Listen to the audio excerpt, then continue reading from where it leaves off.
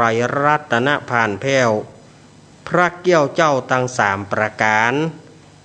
หมายมีพระพุทธพระธรรมพระสงฆ์อันเป็นสารณะที่เปิ่งของหมู่เฮาตั้งหลายขอกราบไหว้สาบุญญาปรมีธรรมท่านอาจารย์ท่านพระครูอภิวัฒนวิกรมเจ้าอาวาสวัดปากตางเจริญผู้ดำเนินรายการเสียงธรรมแสงอรุณและรายการอู้จาภาษาธรรมพร้อมไปด้วยท่านครูบาอาจารย์พระสงฆ์องค์สังฆเจ้าภิกษุสามเณรทุกรูปทุกองค์ที่ท่านได้เปิดวิทยุรับฟังอยู่ต่างวัดต่างวาด้วยความเคารพอย่างสูงสุดยิ่งครับผมสวัสดีเจเจและก็ขอแสดงความนับถือลุงแหนนครับผมขอกับป้อยสาอาจารย์สุวัฒน์กิจโจหอมอาจารย์สุวัฒน์กิจโจหอมเหมือนกันนะครับพระครูสุวัฒน์กิจโจหอมเหมือนกันนะครับกับป้อยสาดื้อผมขอกับป้อยสาตุกปีหนุ่มบอดไฟหินหอมเหมือนกันเด้อครับผมขอกับป้อยสาอาจารย์สมอเขาเหมือนกันนะครับผมขอกับป้อยสาในนาดเท้าเหมือนกันเด้อขอว่าสาทุกคนทุกตนทุกองค์ที่ฟ้องขึ้น104ในเวียงนี่เนาะขึ้น104วาดไฟหินในเวียงนี่นะครับผมขอกับสวัสดีแม่บุญกัดก้อมเฮาเหมือนกันเด้อแม่แดงเฮาเหมือนกันนะครับผมขอกับสวัสดีกำนันหนุ่ยเฮาเหมือนกันนะครับผมขอกับสวัสดีพี่ฮิตสมัยคนงามบ้านดอนตอนแม่หลีมเฮาเหมือนกันนะครับผมขอกับสวัสดีป้าหลวงนันเอาคมเตสนาบ้านตรงท้องเฮาเหมือนกันนะครับสวัสดีผมขอกับสวัสดีแม่หลวงโนงบ้านตรงท้อเฮาเหมือนกันนะครับผมขอกับสวัสดีพี่แนนลูกสาวป้าหลวงนันเฮาเหมือนกันเด้อสวัสดีเด้อพี่แนนลูกสาวป้าหลวงนันเอาคมเตสนานะครับผมขอกับสวัสดีผู้หมวดสารพรทีมสมูทเฮาเหมือนกันนะครับผมขอกับสวัสดีแม่ครูแสงเอ้ยบ้านนักการหลังห้ามเฮาเหมือนกันนะครับผมขอกับสวัสดีทุกตนทุกองค์ที่ฟังขึ้นโดยรอยิงโดยรอวันนี้ไปก็ดีเนาะผมขอกับสวัสดีทุกตนทุกองค์ที่ฟังขึ้นห้วยต้องซักไปก็ดีทุกขึ้นก็ดีผมขอกับว่าศาสตร์ตุปีวันใหม่วัดมณฑาทิพย์เฮาเหมือนกันนะครับผมขอกราบสวัสดีแม่น้อยหมู่3มณฑาทิพย์เฮาเหมือนกันนะครับผมขอกราบสวัสดีทุกตนทุกองค์เหมือนกันนะครับผมขอกราบสวัสดีได้เปิดฟังก็ดีครับขอสวัสดีครับ เจริญปนคณะสัทธาญาติโยมสัทธาสาธุชนคนดีเฮาทุกท่านมาแล้วเนอมาแล้วเนอมาแล้วเนอมาแล้ว มาปะกันในรายการธรรมะเพื่อชุมชนหายไป2 อังการสัทธาญาติโยม เมื่อบ่ได้มา2 อังการก็ยังว่านั่นนะสายโทรศัพท์แทบไม่พ่อหยังเพราะว่าศรัทธาญาติโยมถาม ถามหาว่าอันนี้บัจจัยเสียงอาจารย์ก็ถูกก็บัจจัยเสียงอาตมาอาจารย์ไปไหนยังบ่มากำเดียวจะฮอดวันการที่ได้มาจัดก่อนจะอู้ฮือฟังอีเนาะก็มากันโลถามกันมีไหนอาจารย์ไปยังเป็นยังพ่องย่ำถามอยู่ห้องบ้านไหนเอา อยู่ห้องบ้านไหนอาจารย์อาจารย์ก๊อกตัวกาเอาสารพัดสารเพที่ถามอาตมาก็ใส่โทรศัพท์ ปอบ่เว้นบ่ว่างเมื่อศรัทธาญาติโยมสงกระสายนะสงกระสายอาตมาก็จะอู้ให้ฟังวันอังคารแรกอาตมาเกียมตัวละจะมาละเจติดงานข่าวดำศรัทธาญาติโยมเจติดงานข่าวดำอย่างใดโทรไปหาลุงหนานจะให้ลุงหนานมาคุมลุงหนานเปิ้นก็ว่ารถเปิ้นบ่มีบ้าน รถเปิ้นบ่มีบ้านลูกสาวเปิ้นเอารถไปทำงานเอาล่ะค่ำก็ค่ำพอช่วงนั้นมีฝนหน่อยล่ะฝนก็อ่อยพอดแพดก็เลยไปจ้างอย่างใดแล้วก็เลยว่าโทรเข้าหาท่านอาจารย์ท่านพระครูอภิวัฒนวิกรมโทรเข้าหาท่านบิ๊กบอสว่าอาจารย์วันนี้ผมลาก่อนเนอะหิหยัง1เจบ่อยู่2บ่มีไผคุมเสียงวันนี้ผมขอลากิจอังการเนอะแล้วพอดีในช่วงนั้นเนี่ยมันก็อิดอาตมาตัวศรัทธาญาติโยมนะช่วงนั้นมันเป็นช่วงของหน้ากฐินอาตมาเองก็ จัดร่วมจัดงานกฐินกับศรัทธาญาติโยมตั้งหลายบุตรก็ประชุมศรัทธาพ่องบุตรก็จัดสถานที่ได้แนะแนวสถานที่อย่างงานกฐินอย่างต่างๆก็มันก็ตึงบัดสะดวกโดยอาตมาก็กึดละว่าบ่ได้มาก็เมื่อค่ำมาเพื่อกับศรัทธาญาติโยมก็เข้าไปประชุมพอดีมันประจวบกับเวลาอันศรัทธาญาติโยมก็โทรหาแต่เนอ ญาติโยมก็โทรหาแต่เนอไอ้เฮาจะปิดโทรศัพท์ก็มันก็เป็นการเสียมารยาทเฮาบ่ปิดเนอก็โทรมาโละบุก็สายซ้ายบุก็สายขวาเอาแล้วก็เลยบอกบ่ได้มาเตื้ออีกก็เนอประชุมก็ดีประชุมนะศรัทธาญาติโยมอันอู้ถึงวันอังคารแรกเนาะวันอังคารที่แล้วที่ผ่านมาเนี่ยวันอังคารที่8วันอังคารที่8อันนี้อาตมาภาพตึงลาไว้แล้วลาศรัทธาญาติโยมเมื่อวันจันทร์แล้วเพราะว่าที่วัดอาตมาบ่มีไผบ่มีพระบ่มีเนนแล้วอาตมาก็ จัดตั้งธรรมหลวงตัวเมื่อจัดตั้งธรรมหลวง พระคุณเจ้าเปิ้นก็มาได้เฉพาะเมื่อวันเมื่อคืนเปิ้นก็บ่มาก็จำเป็นต้องอาตมาภาพได้เตดตั้งแต่ผูก11อันนี้ส่งพระติดผูก11 12 13อาตมาภาพก็ต้องปิดตายเลยปิดตายเตดเพราะว่าผูก11ก็บ่มีพระคุณเจ้ามาผูกอันนี้ส่งพังพระติดก็มีพระคุณเจ้ามาผูก12 13ก็บ่มีพระคุณเจ้ามาพ่อพระคุณเจ้าเปิ้นเตด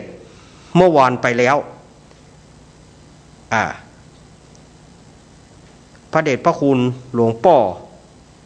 อดีตเปิ้นก็คือหลวงป่อวิมลหลวงป่อวิมลอย่างก็แต่ก่อนชื่อราชทินานามเปิ้นแต่อู้ก็หลวงป่อตุลุงสุขตุลุงมหาทองสุขสัจจยาโน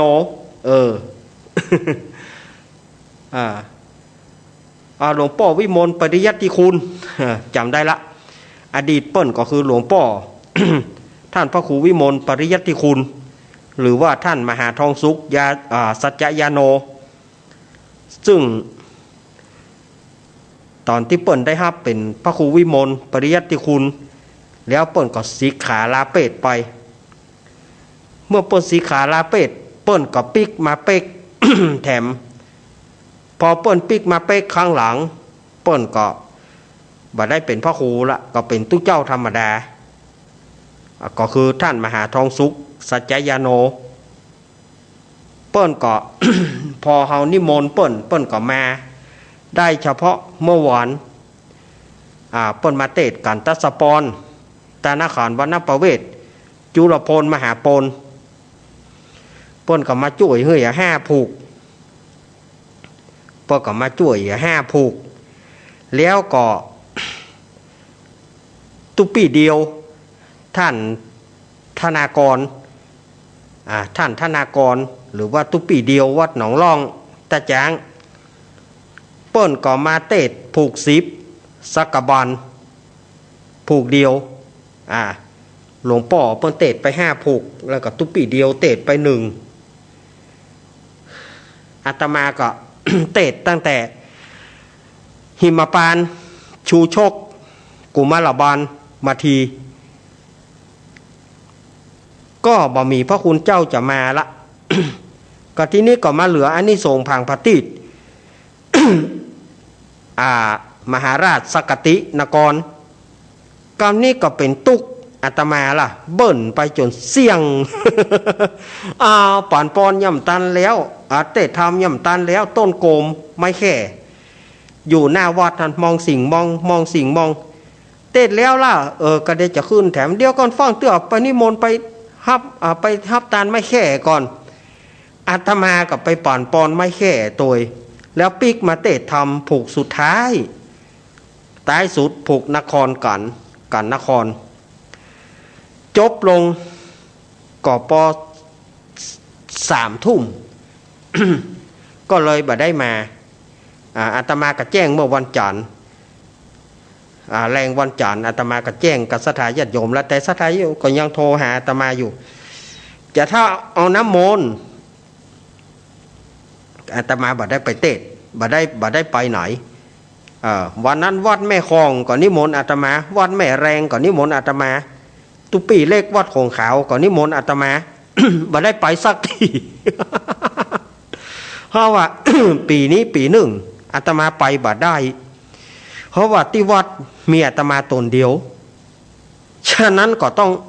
ขอสุมาอภัยในความไม่สะดวกครั้งนี้นะสถาญาติโยมนะสถาญาติโยมก็คงบอกว่าอันนี้แจ้งกับสถาญาติโยมมาเนอะก่อนอื่นก็ขออนุโมทนากับสถานีวิทยุ ที่เปิดรับสัญญาณลิงก์สัญญาณไปสู่คลื่นวิทยุของญาติโยมเช่นว่าสถานีวิทยุคลื่นพระพุทธศาสนาการศึกษาและวัฒนธรรมวัดฝ่ายหินตำบลสุเทพอำเภอเมืองจังหวัดเชียงใหม่ 104.50 เมกะเฮิรตซ์โดยเมตตาธรรมของท่านอาจารย์ท่านพระครูสมุวิสุวัตวรกิจโจและก็สถานีวิทยุวัดพระบาทอุดมน้ำบ่อสาวา 100.25 เมกะเฮิรตซ์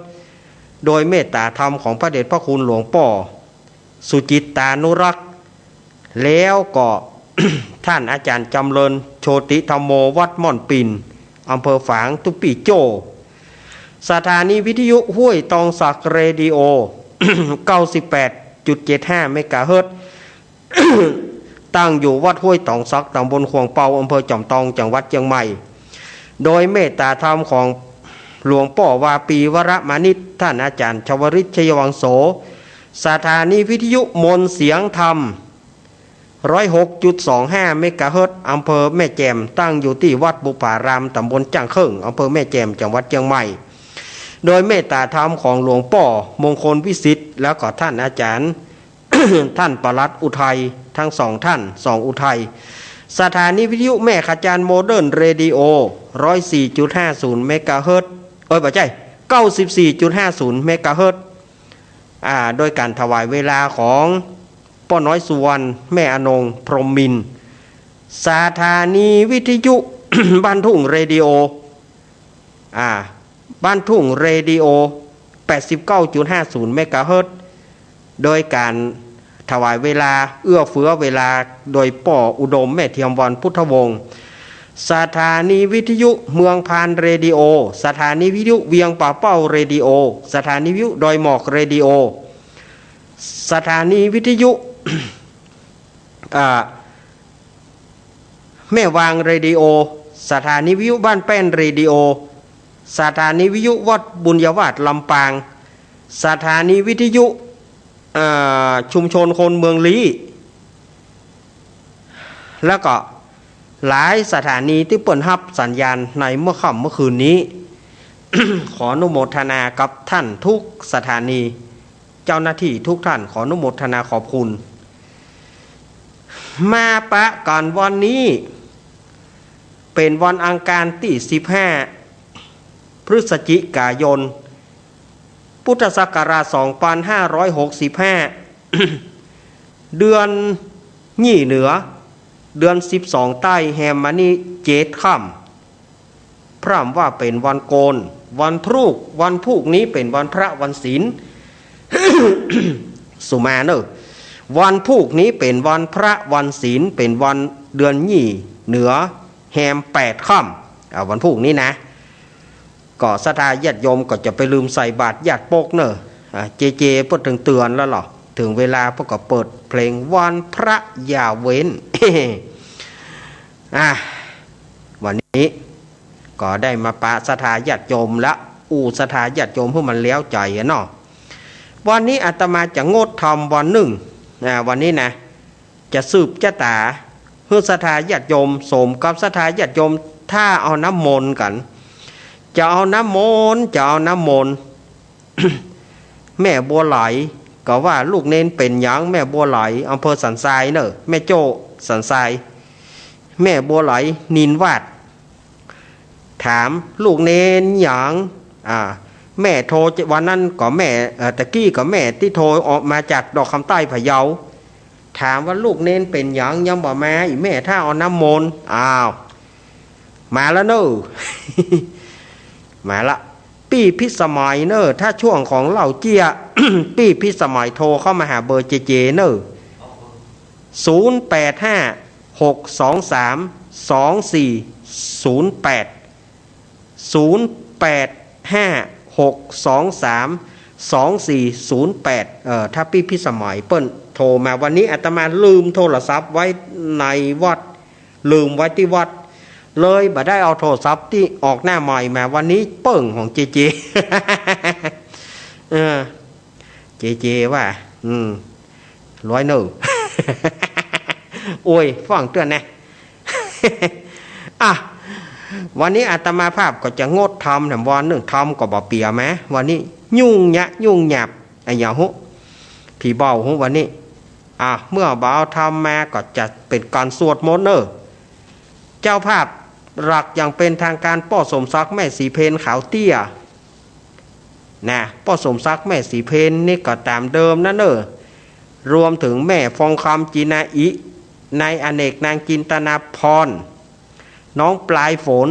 ต้นหนาวไปเจ๊กะน้องปลายฝนบ่ได้แต่ไปเติมเพื่อเปิดหอ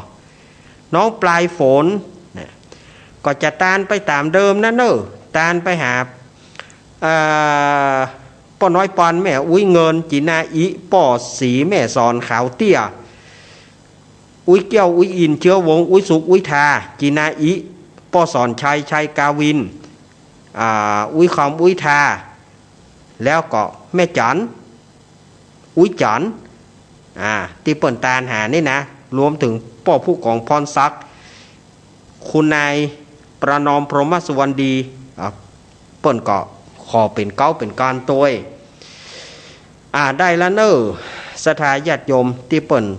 ส่งกันเตดมาอาตมาก็เอามันยำมันนั่นนะเฮือการน้ำหมูกน้ำมันไปศรัทธาญาติโยมน้ำหมูกน้ำมันรถก็เดินด้วยน้ำมันก็เอามันใส่มันนั่นนะเอาเป็นน้ำมันมันกับมันนั่นนะศรัทธาญาติโยมเหยเนาะพ่อเจิญแม่จันนวลนายเทิดพงษ์นายพัดพงษ์กันทมูลนี่กตานหาญาติตั้งหลายเนอบ้านเวียงหนองล่องนะแม่สุเกี้ยวสอนศรีนุสรศรีราพรศรีเตี้ยแม่ทานันที่สิงห์แม่ทาสิริรำปางแม่คำปอนจอมทันที่เปิ่นเป็นเจ้าภาพวันนี้เจ้าภาพรักยังเป็นทางการวันนี้นะป้อหลวงตาแม่หลวงรอนตุมะแก้วป้อหลวงตาแม่หลวงรอนตุมะแก้ว นี่ก็อดีตผู้ใหญ่บ้านตาจางได้อาตมาได้ฮับแล้วเนอปู่หลวงเนอปู่หลวงตาแม่หลวงรอนเนาะแล้วก็ศรัทธาญาติโยมที่เป็นเจ้าภาพวันนี้อาตมาจะสวดมนต์วันนี้สืบชะตาย่อยไปเลยเนาะวันนี้สืบชะตาย่อยไปเลยเมื่อเราบ่ได้สืบชะตาย่อยเนาะอ้าววันนี้ลุงอ้ายลุงอ้ายมาเลยเนอะลุงอ้ายมาจีเตียนหลังจากที่หายไปเมินไปจำศีลกินตานเมตตาภาวนาตัวลูกเปิ่นนะลุงอ้ายนะมาลุงอ้ายมา ลุงไอ้โมอ่ะโอ้เนี่ยลุงอ้ายจีเตียนสวัสดีครับลุงไอ้โมชวัดยีชวีดัตชวัดยีชลีพุทธก็ชุดวักนั่นล่ะคารมคมหอกแต่เอาลุงอ้ายจีเตียนจีตามทูบตามเตียนตามทูบตามเตียนวันนี้ตั้งน้ำมนต์ใหญ่ครับอุ้ยนานทามาอุ้ยนานทาอุ้ยนานทาขอเรียนเชิญอาจารย์สมชายอาจารย์พิมพรแย้มเอี่ยมศูนย์พัฒนาสมรรถภาพคนตาบอดอำเภอปากเกร็ดจังหวัดนนทบุรีมาประเคนขันตั้งเรียนเชิญเชิญอาจารย์สมชายเนอะอาจารย์สมชายอันนี้เป็นพ่อครูของอาตมาพ่อครูสอนไม้เท้าพ่อครูสอนตาที่3เดินตาที่3เมื่ออาตมาพ่อครูสมชายอาจารย์สมชายแย้มเอี่ยมศูนย์พัฒนาสมรรถภาพคนตาบอดอำเภอปากเกร็ดจังหวัดนนทบุรีเอามาเลยประเคนขันตั้งละวันนี้ตั้งจิตตั้งใจเนอศรัทธาญาติโยมเมินหน่อยจะไปว่านะเมินกะจ้างมันนะ เนาะเมินจ้างมันเมินหน่อยใช้เวลาประมาณ1 ชั่วโมงเกือบ1 ชั่วโมงเมื่อป่อลุงอ้ายจิเตียนแล้วเฮาก็กราบ1กราบ2กราบ3อาตมาจะไปย่องบวยเนอะอะระหังสัมมาสัมพุทโธภะคะวาพุทธังภะคะวันตังอภิวาเทมิสวากขาโตภะคะวตาธัมโมธัมมังนามัสสามิสุปฏิปันโนภะคะวะโตสาวกสังโฆสังฆังนามามิ วันนี้เฮาก็ได้รับเกียรติจากหลวงปู่ดอยหลวงปู่ปฏิภาณธรรมทินเปิ้นก็มานั่งเป็นประธานสงฆ์ท่านสมุชัยวัดนาคาเสโนหลวงลุงก็มาฟังลูกศิษย์ลูกหาเปิ้นก็มานั่งเป็นสงฆ์พิธีท่านอาจารย์มหาสมชาติชาตาปัญโยเปิ้นก็มาเป็นสงฆ์พิธีตัววันนี้ เปิ้นมานั่งอธิษฐานจิตแต่สวดอาตมาจะว่าไปเนาะเจิญเทวดาเหี่ยก่อนเนาะเปรตวานาเมตังสเมตาพาทันตาอาเวจิตาปริตังพานันตุสาเกกาเมจารุเปกิริสิการตเตจันตริเควิมาเนทีเปราเทจักเมตรวนาคาเนอารามเมวัตุมหิเกเตภูมาจยันตุเทวชรตรวิสเมยขคันธาปนาคาติทันตาสันติเกยังมริวรวจนังสาทโวเมสุนันตุธรรมสวนาการโรอายามพะทันตาธรรมสวนาการโรอายามพะทันตาธรรมสวนาการโรอายามพะทันตาขอเจิญเทววุฒิเทวดาทุกตนทุกองค์ครูเก้าครูไปครูไต่ครูยังครูภาครักจำครูสั่งครูสอนครูศิลปวิชา30ไปก่อนหน้า50ไปตามหลัง ข้าพเจ้าขออัญเชิญสุวัสวาสถานที่วัดปากกลางเจริญแห่งนี้จงมาปกปักรักษาศรัทธาญาติโยมทั้งหลายเพื่อได้อยู่ดีมีสุขเหมือนกันธรรมาภาพจะขอสวดมนต์ก่อนเนอบัดได้สวดมนต์ใหญ่เมินแล้วเนอะ ถ้าปะแลดไปอย่างใดก็สุมาอภัยเนอะ นะโม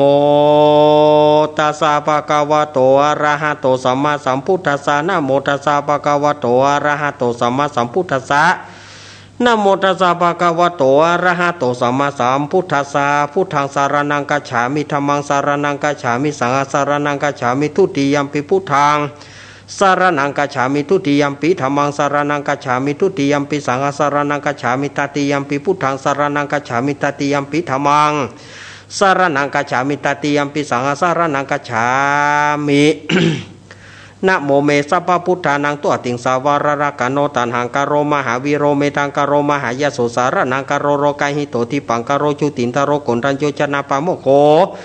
มังกโรปุริสัสสโปสุมาโนสุมาโนทิโรเรวโตรติวัฒโนสุปิโตกุณสัมปันโนอนุมัตสิจานุตโมปทุโมโลกปัจจุโตนารัตวรสารทิปทุมุสตโรสตัสโรสุเมโท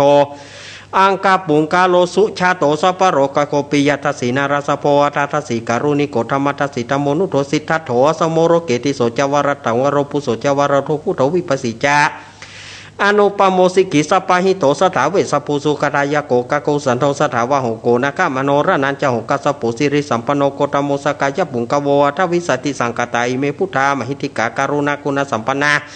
สัปปโรกาภิปูจิตายเตทัสสัปปะพุทธาอุตมังกัปุงกาลเตปิสังฆคุณาสุงปิติเยมตังปะไดเตพุทธาติตจมังการหุติสัพพทาทวิสติเมพุทเดอาหังวัตมิสัพพตาเตสังญานินาสีเรนะกันติเมตตาปเรนะจเตปิโนอนุรักขันตัวโรกายนะสุเกนะจาทวิสติเมพุทเทโยนะโรสารนังกโตกปนิสัตตาสาสนิสุกติงโสนะกัจฉันติยาทวิสติพุทธปริตังเมตตายโยอุตตรรโมปเสโนโกสารพิภูธิคาโสนะจะสังกิโจสุโภโตทายประมโนนารากิริงปริรโยโพธิสตายเมตสานุกเมนะสัมโพธิปปุนิสติยานากเตนเยปัจจสตติรารัฐพยาการณสิยุงอนุกเมนะสัมโพธิปปุนิสันติยานากเตเตนะสัจวัจนะตุโนชัยมังการังสัมพุทเทอตวิสัญจทวทาสัญจสหัสเกปัญจสัตตสหัสนินามามิศิรสาหังเตสันตมันจสังกัญจาทาเรนะนามามิหังนามาการานุภเวนะหันโตสเปอุปทเวในการตรายปิวินาสันตัวเสสโตสัมพุทเทปัญจปัญญาสัญจจตุวิสติสหัสเกทัสสตสหัสนินามามิศิรสาหังเตสันตมันจสังกัญจาทาเรนะนามามิหังนามาการานุภเวนะหันโตสเปอุปทเวในการตรายปิวินาสันตัวเสสโตสัมพุทเทนวุทารสเตอาทาจตาลิสสหัสเกวิสติสตสหัสนินามามิศิรสาหังเตสังธรรมัญจสังกัญจาทาเรนะนามามิหังนามาการานุภเวนะหันตัวสเปอุปทเวในการตรายปิวินาสันตุอาเสสโตนะโมอะระหะโตสัมมาสัมพุทธัสสะมะเหสีโนนะโมตัมมะธัมมัสสะสวากตเสวะเตนิทานะโมมหาสังฆสปิวิสุทธาสิสุทธาสีลทิติโนนะโมมัตตยารัตสารัตนายาตายาสสะทุกังนะโมมะกติตัสสะตัสสะวัตุจตายะสปินะโมกะระปะภเวนะวิกาจันตุอุปทวานะโมการานุภเวนะสุวัติหนตุสัพพทานะโมการาจเตเจนาวิธิมิโหมิเตชวาศาสนาสัจโรกัสสาวุธิปวัตุสัพพทาสาสนัมปิจโรกันจัตเทวรากันตุสัพพทาสติงหุตุสุขิสัพเพปริวาริหิอัตโนอเนกสุมานาหุตุสหัสเปยติปิ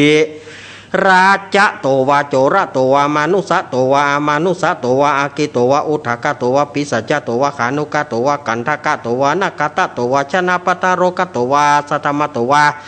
อาสันทิติโตวาสัพปุริสโตวาจันทะอธิยาสามิกาโกนักกุกุราหิวิจิกามานิสัมปติปิอัจฉตาราสสุการามหิสยการากาสาติหินานาปยโตวานานาโรกโตวานานาอุปัฏฐาวะโตวาระกังคันหันโตปฏิฐานโตปฐายตถาคตสะทัสสะปรมิโยทัสสะอุปปรมิโยทัสสะปรมัทถปรมิโยปัญจามหาปริจเกติโสจาริยปชิมักปเวกาภาวะกันติงชาติงอภินิกามานังปทานจาริยังโพธิบาลังเกมาลาวิชยังสปัญญุตยานาปฏิเวทางนาวโลกุตระธรรมเมติสัพเพปินิเมพุทธกุเนอวชิตวาเวสาริยเตสุปการันตาเรสุติยามรติงปริตังการนโตอายสมานันทเถโรวิยการุญญจิตังอุปทาเปตัวโกติงสตาสาเสสุจักวาเรสุเทวตา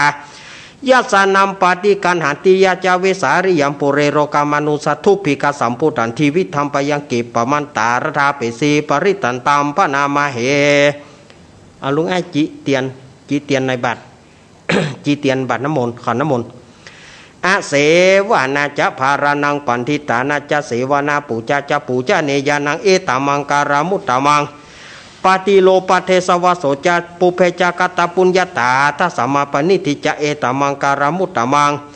พาหุสัจจันจะสิปัญจวินายโยจะสุสีกิโตสุภาสิตาจะยวัจจะเอตามังการามุตตามังมาตาปิตุอุปัฏฐานังพุทธตาราสสังฆโหนากุราชกัมมันตะเอตามังการามุตตามังทานันจะธรรมจาริยัญจยตกานาจะสังฆโหนาวัชานิกัมมันเอตามังการามุตตามัง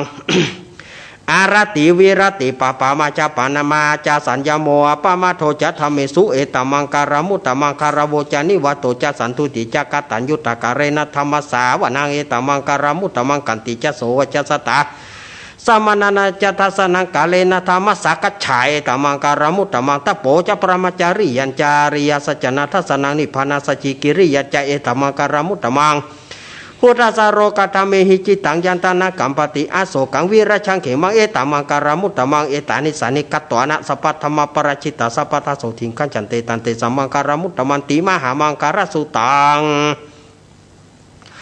ยังกินจีวิตังอิทาวาหูรังวาสเกสุวยังรัตนังปณิตังนาโนสมาติตถาคเตนะอิทัมปิพุทเทรัตนังปณิตังเอเตนะสัจเจนะสุวัติโหตุ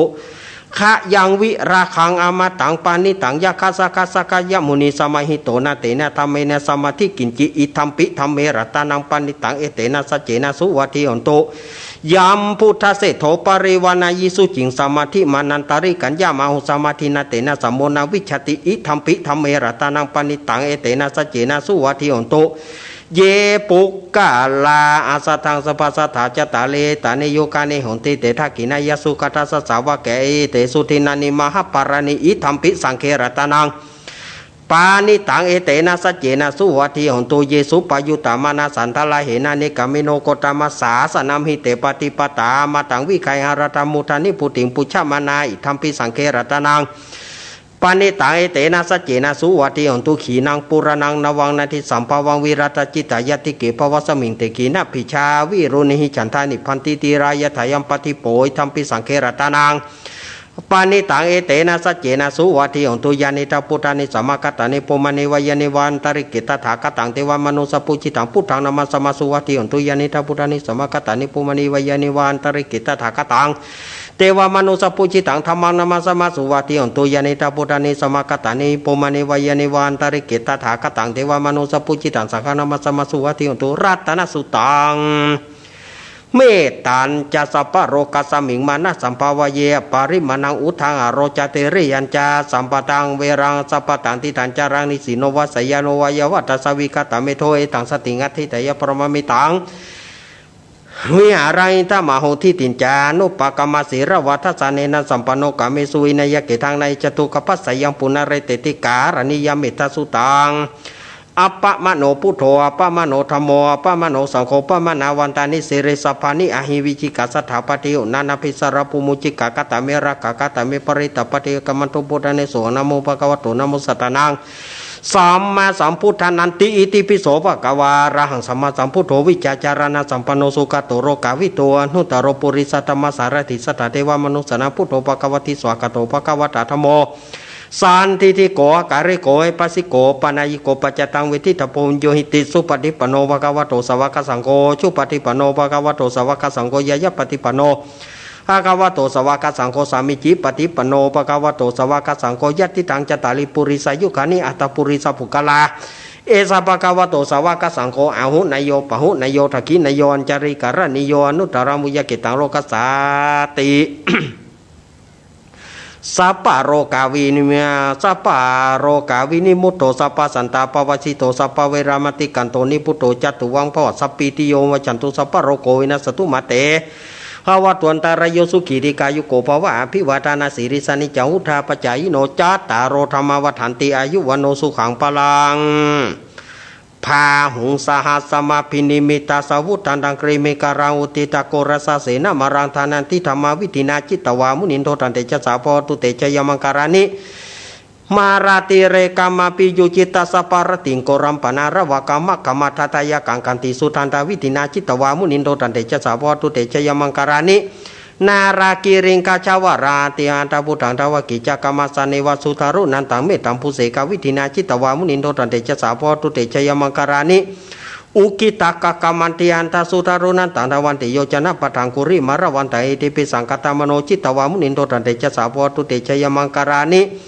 กัตตัวนะกตามุตตารังเอวากปินิยจินจายทุทวจนังชยกายมันเชสันเตนะสุมาวิธินาจิตวามุนินโทตันเตชะสาพตุเตชยมังคารานิสัจจังวิหายามติสัจจกวัฏะกิตุงวัฏาปิโรปิธรรมนาทิอันตบุตังปยปฏิปชาริโตชิตวามุนินโทตันเตชะสาภวตุเตชยมังการานินันโทปนันทโพชะขังวิภูทังมหิทิงปุเตนะเถระบุจเกนะธรรมปยันโตอิทุปเทสวิธินาจิตวามุนินโทตันเตชะสาภวตุเตชยมังการานิทุกขหติติจุฟูชาเกนะสุทธาถังประมังวิสุติจุติมิติปกปิทานังยานากเทนาวิธินาจิตวามุนินโทตันเตชะสาวตุเตชยมังการานิเอตาปิพุทธชัยมังการาอัตกะทโยวัจโนตินาติเนสรเตมัตตันทิหิตวนานิกวิทานิจุปัตวานิโมกขังสุขาทิกามายานโรสาปัญโย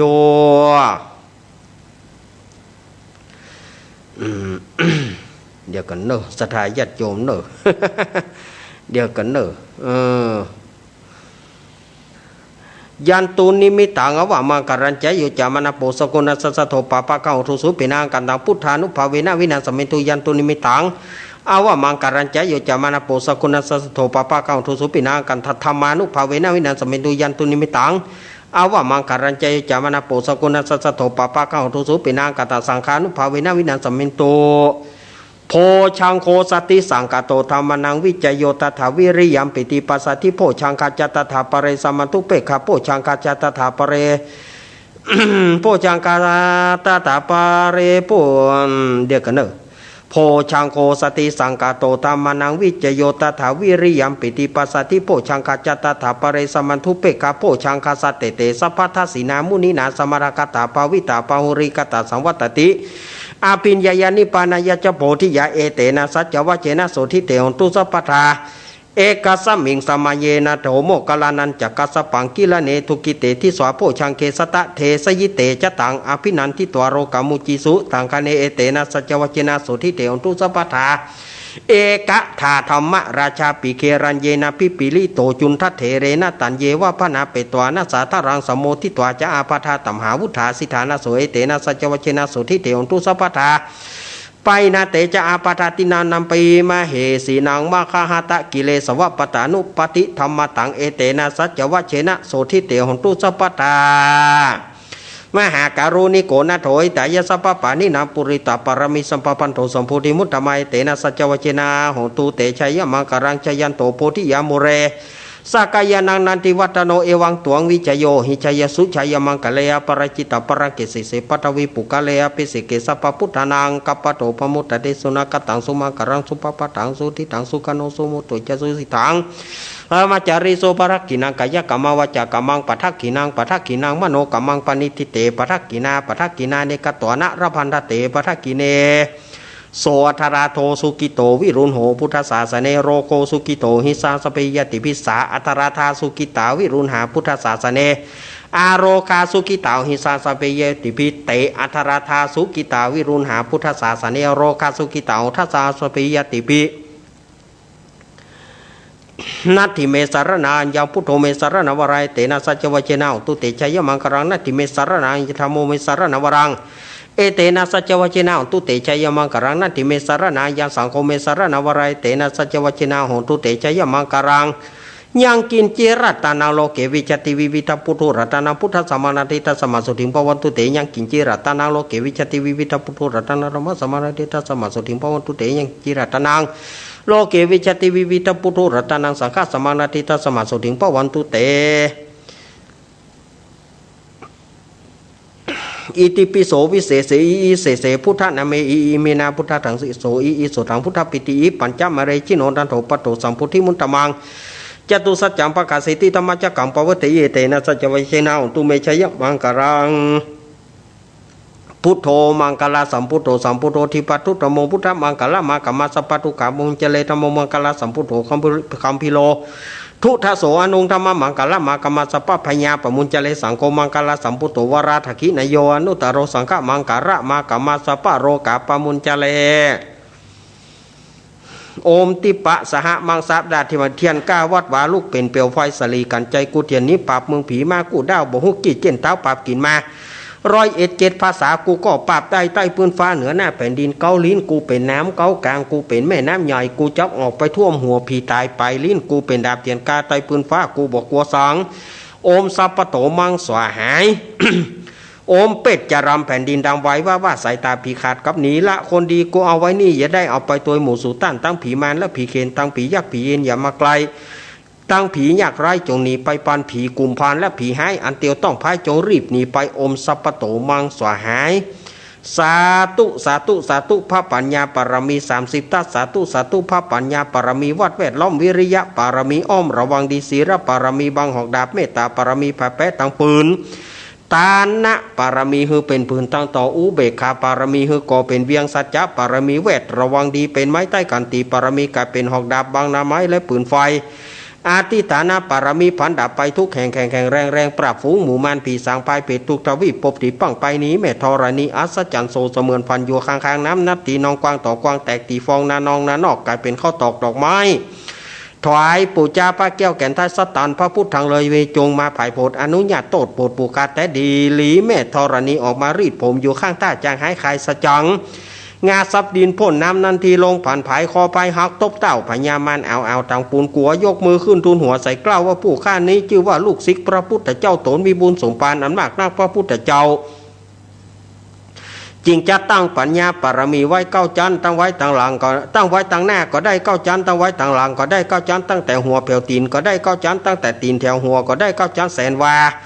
แม้นว่าลูกปืนมันจะมาเสมือนฝนแสนหาก็บ่อาจจักมาก็ได้ข้าพเจ้าเลยได้ปากันว่าอมพุทธกุณังอมธรรมะกุณังอมสังฆกุณังอมพุทธอินตาอมธรรมะอินตาอมสังฆอินตาอัสสะอัปเมธรณี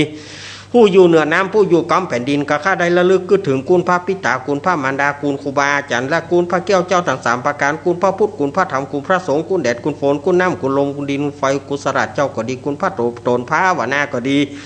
คุณนางอุทราก็ดีคุณพระปัญเจกับพุทธเจ้าก็ดีคุณแม่ธรณีก็ดีคุณเจ้าแม่กวนอิมรมโพธิสัตว์ก็ดีจงมารักษากำหน้าและกำหลังโตนตัวแห่งข้าพเจ้าและสถานีวิทยุทุกสถานีนั้นจงจักมีเตียงแต่ดีลีจิมแดเตอร์โอมพุทโธพุทธังรักษาโอมธรรมโมธรรมังรักษาโอมสังโฆสังฆรักษาโอมพุทโธพุทธังอรหังโอมธรรมโมธรรมังอรหังโอมสังโฆสังฆอรหังโอมพุทโธพุทธังกันหะโอมธรรมโมธรรมังกันหะโอมสังโฆสังฆังกันอายุวันโนสุขังพลังอิมัสมิงโมคลจักรวาลทั้ง8 ทิศประสิทธิจงมาเป็นกำแพงเกี่ยวทั้ง7 ชั้นมาป้องกันของเรารอบครอบตัวอนันตาราชเสมานาเกเตสมันตาสตโยจนะสตาสาสานิพุทธจารปริเกเตระกันตุสุระกันตุอิมัสมิงโมคลจักรวาลทั้ง8 ทิศประสิทธิจงมาเป็นกำแพงเกี่ยวทั้ง7 ชั้นมาป้องกันของเรารอบครอบตัวอนันตาราชเสมานาเกเตสมันตาสตโยจนะสตาสาสานิธรรมชารปริเกเตระกันตุสุระกันตุอิมัสมิงมุคลจักรวาลทั้ง8 ทิศประสิทธิจงมาเป็นกำแพงเกี่ยวทั้ง7 ชั้นมาป้องกันของเราแล้วก็ตัวอนันตาราชเสมานาเกเตสมันตาสตาโยจนะสตาสาสานิปัญเจกพุทธจารปริเกเตระกันตุสุระกันตุอิมัสมิงมงคลจักรวาลทั้ง8 ทิศประสิทธิจงมาเป็นกำแพงเกี่ยวทั้ง7 ชั้นมาป้องกันของเราแล้วก็ตัวอนันตาราชเสมานาเกเตสมันตาสตาโยจนะสตาสาสานิสังฆชารปริเกเตระกันตุสุระกันตุต่อไปเป็นคาถาต่ออายุเนอะต่อไปเป็นบทสวดมนต์คาถาต่ออายุอาทิอุนหัสสาวิจโยธรรมโมโลเกอนุตตโรสปัสสตัยตัทายะต่างๆกันหาหิเทวเตปริวาเชราชตันเตมนุเสปวเกปยะเกนาเกวิเศปุเตอากาลมารเนนะจัสสปัสสมามารณมุตโตทัพเปตัวการามาริตังตาเสวะอานุภาเวนะหนตุเตโวสุขีสัทธาสุทัสสีลังสมาทายธรรมังสุจาริถังจเลตเสวะอานุภาเวนะหนตุเตโวสุขีสัทธาลิกิตังกินจิตังปูชังธารนังวัจจานังกรุงปริสังเทสนังสุตตสายุปวัตติสักกตวพุทธารัตนาสถาธรรมวรหิตันเทวมนุสนาวรเตเจนะสุทินานาสันตุปตวสเพทุกาวปัสมิตุเตสักกตวธรรมรัตนังโอสถาตัมมังวรังปริราหุปัสมานาเตเจนะสุเนนานาสันตุปตวสเพพยาอุปัสมินตุเตสักกตวสังขารตานาสถาตัมมังวรัง อาหุนายังปาหุนายังสังฆเตเจนะโสตินานาสันตุปัตวสเปโรกาอุปสมินตุเตอินทชาตาเทวชาตาพรหมชาตามหาพรหมชาตาอิสีชาตามหาอิสีชาตามุนีชาตามหามุนีชาตาปุริสชาตามหาปุริสชาตาจักรวติชาตามหาจักรวติชาตาพุทธชาตาปัจเจกพุทธชาตาอรหันตชาตาสัพพสถิวิชาตารานังชาตาสัพพโรกัจจริยานังชาตาสัพพโรกทิปติยานังชาตาเอเตนะสัจวเจนะตุยหังสุวติอุนตุตุยหังสวหายะโอมนะโมพุทธัสสะโอมนะโมธัมมัสสะโอมนะโมสังฆัสสะสยะทิทังโหรุสวหายะอินทชาตาเทวชาตาพรหมชาตามหาพรหมชาตาอิสีชาตามหาอิสีชาตามุนีชาตามหามุนีชาตาปุริสชาตามหาปุริสชาตาจักรวติชาตามหาจักรวติชาตาพุทธชาตาปัจเจกพุทธจตาระหันตจตาสัพพสิทธิวิจตารานังจตาสัพพโรกัจจริยานังจตาสัพพโรกัทิปติยานังจตาเตนะสัจวเจนะตุยหังสุอธิอุนตุตุหังสวหายะโอมนะโมพุทธัสสะโอมนะโมธัมมัสสะโอมนะโมสังฆัสสะสยติทังโหรุสวหายะอินทจตาเทวจตาพรหมจตามหาพรหมจตาอิสีจตามหาอิสีจตามุนิจตามหามุนีจตาปุริสจตามหาปุริสจตาจักรวติจตามหาจักรวติจตาพุทธจตาปัจเจกพุทธจตาระอันตจตาสัพพสิทธิวิจตารานัง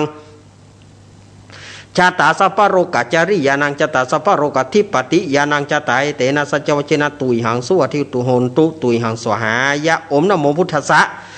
โอมนะโมธัมมัสสะโอมนะโมสังฆัสสะสยติทังโหรุสวหายะปุตตกาโม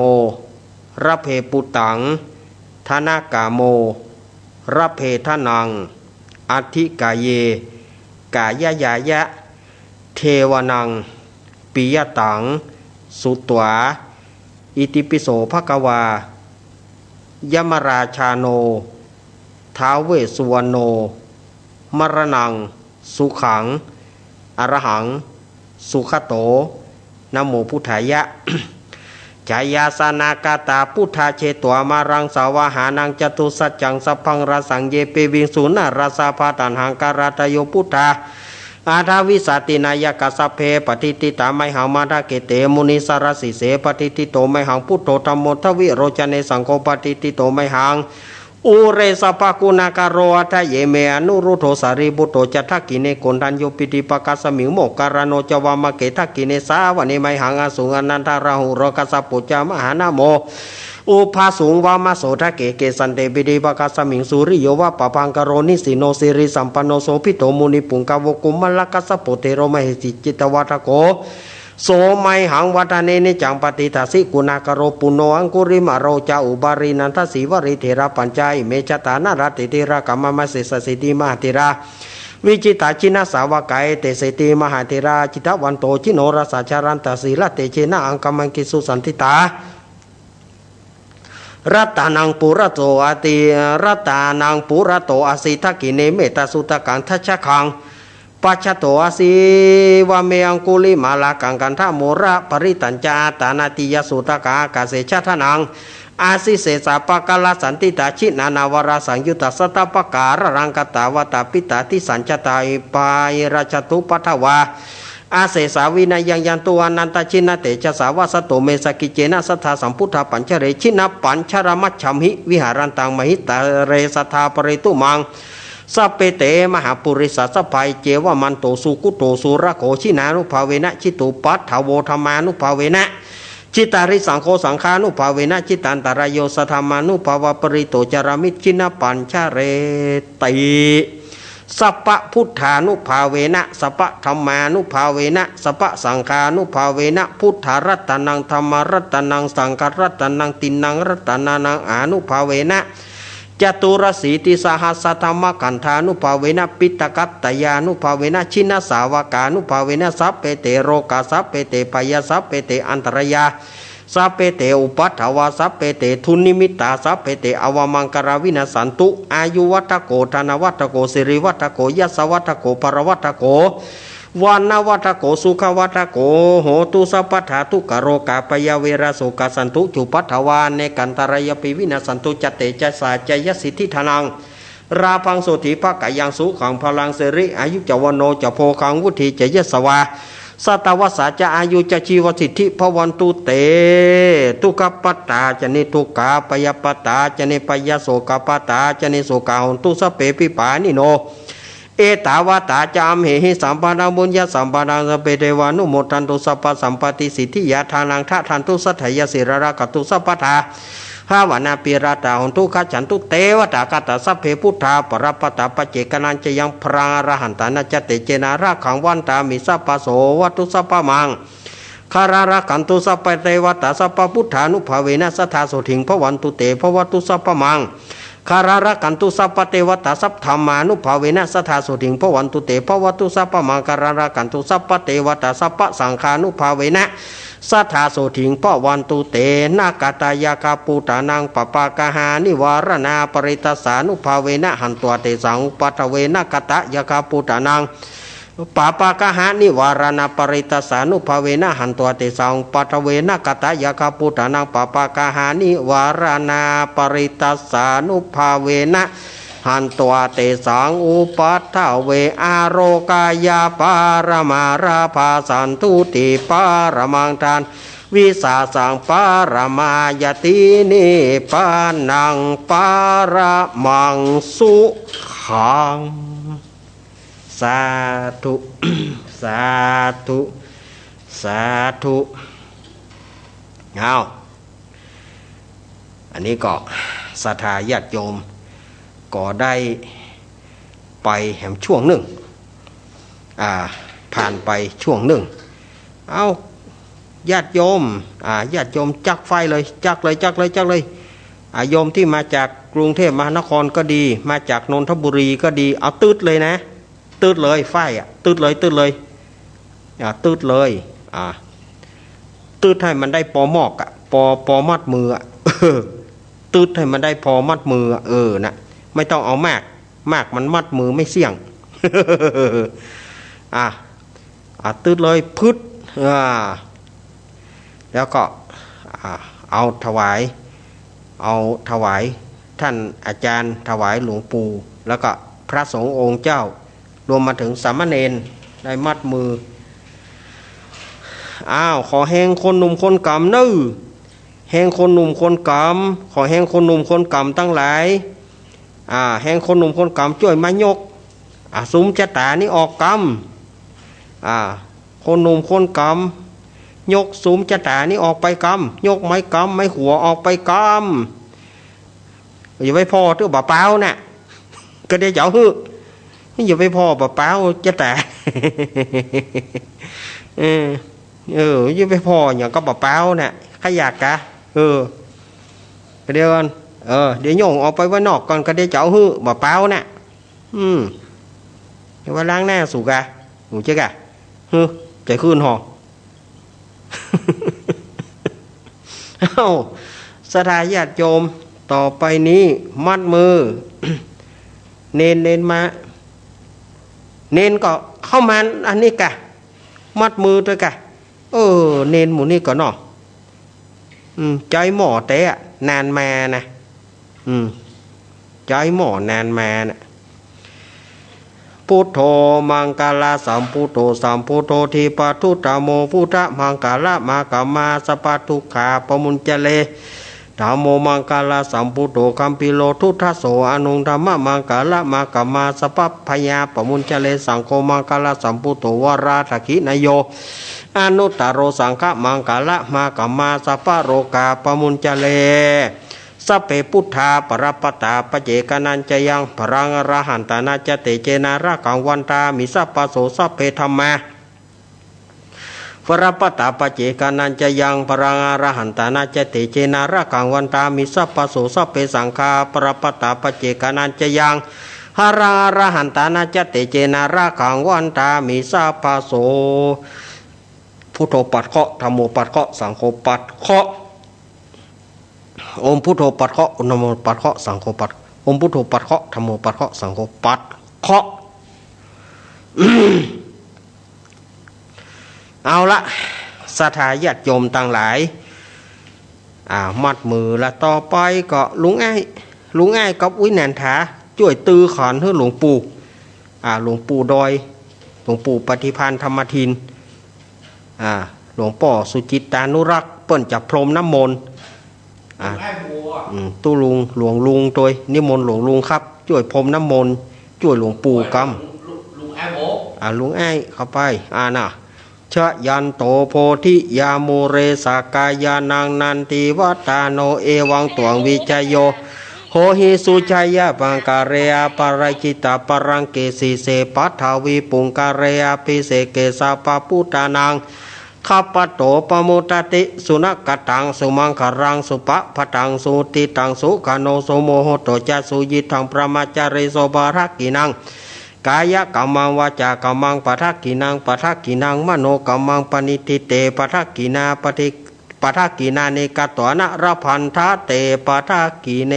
สาธุเอามาต่อไปนะวินันทาวินันทาเก้ากำถวายก็เนอะวันนี้เขาจะถวายเนาะวินันทาเก้ากำถวายเนอะวินันทาเก้ากำถวายฟังอีป่อเยอะนะโมตัสสะภะคะวะโตอะระหะโตสัมมาสัมพุทธัสสะ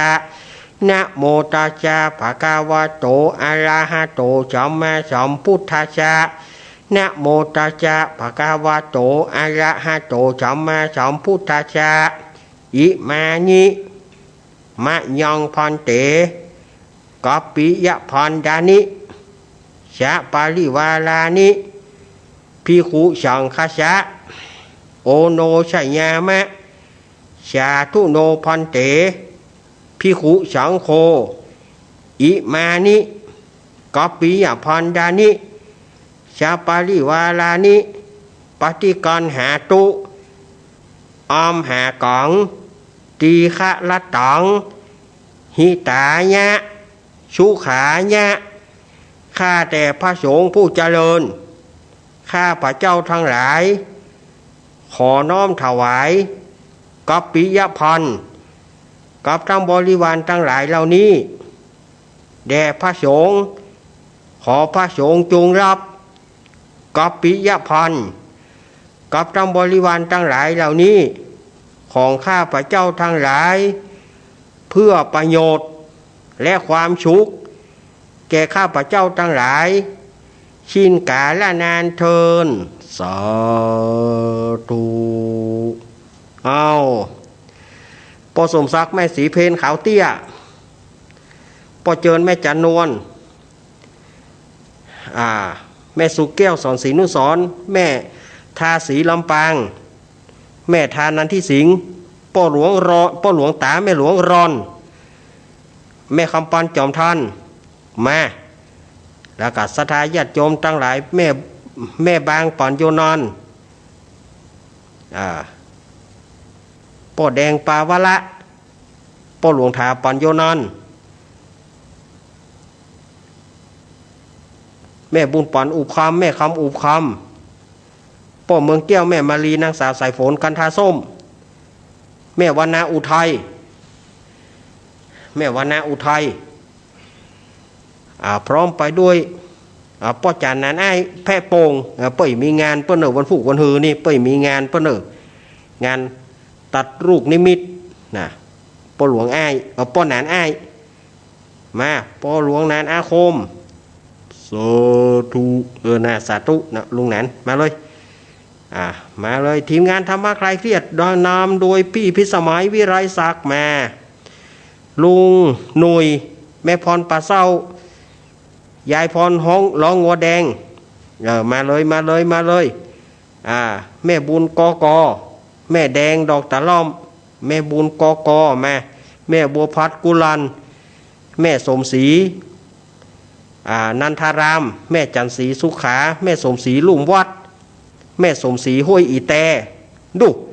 โอมีกระสีน่าขนาดแม่หลวงจ๋อยแม่กำนันจ๋อยป้อกำนันสีมื่นมาเลยบ่เว้นไว้ไผ่เนอะที่บ่ได้นามมากู้คนได้เกณฑ์กู้คน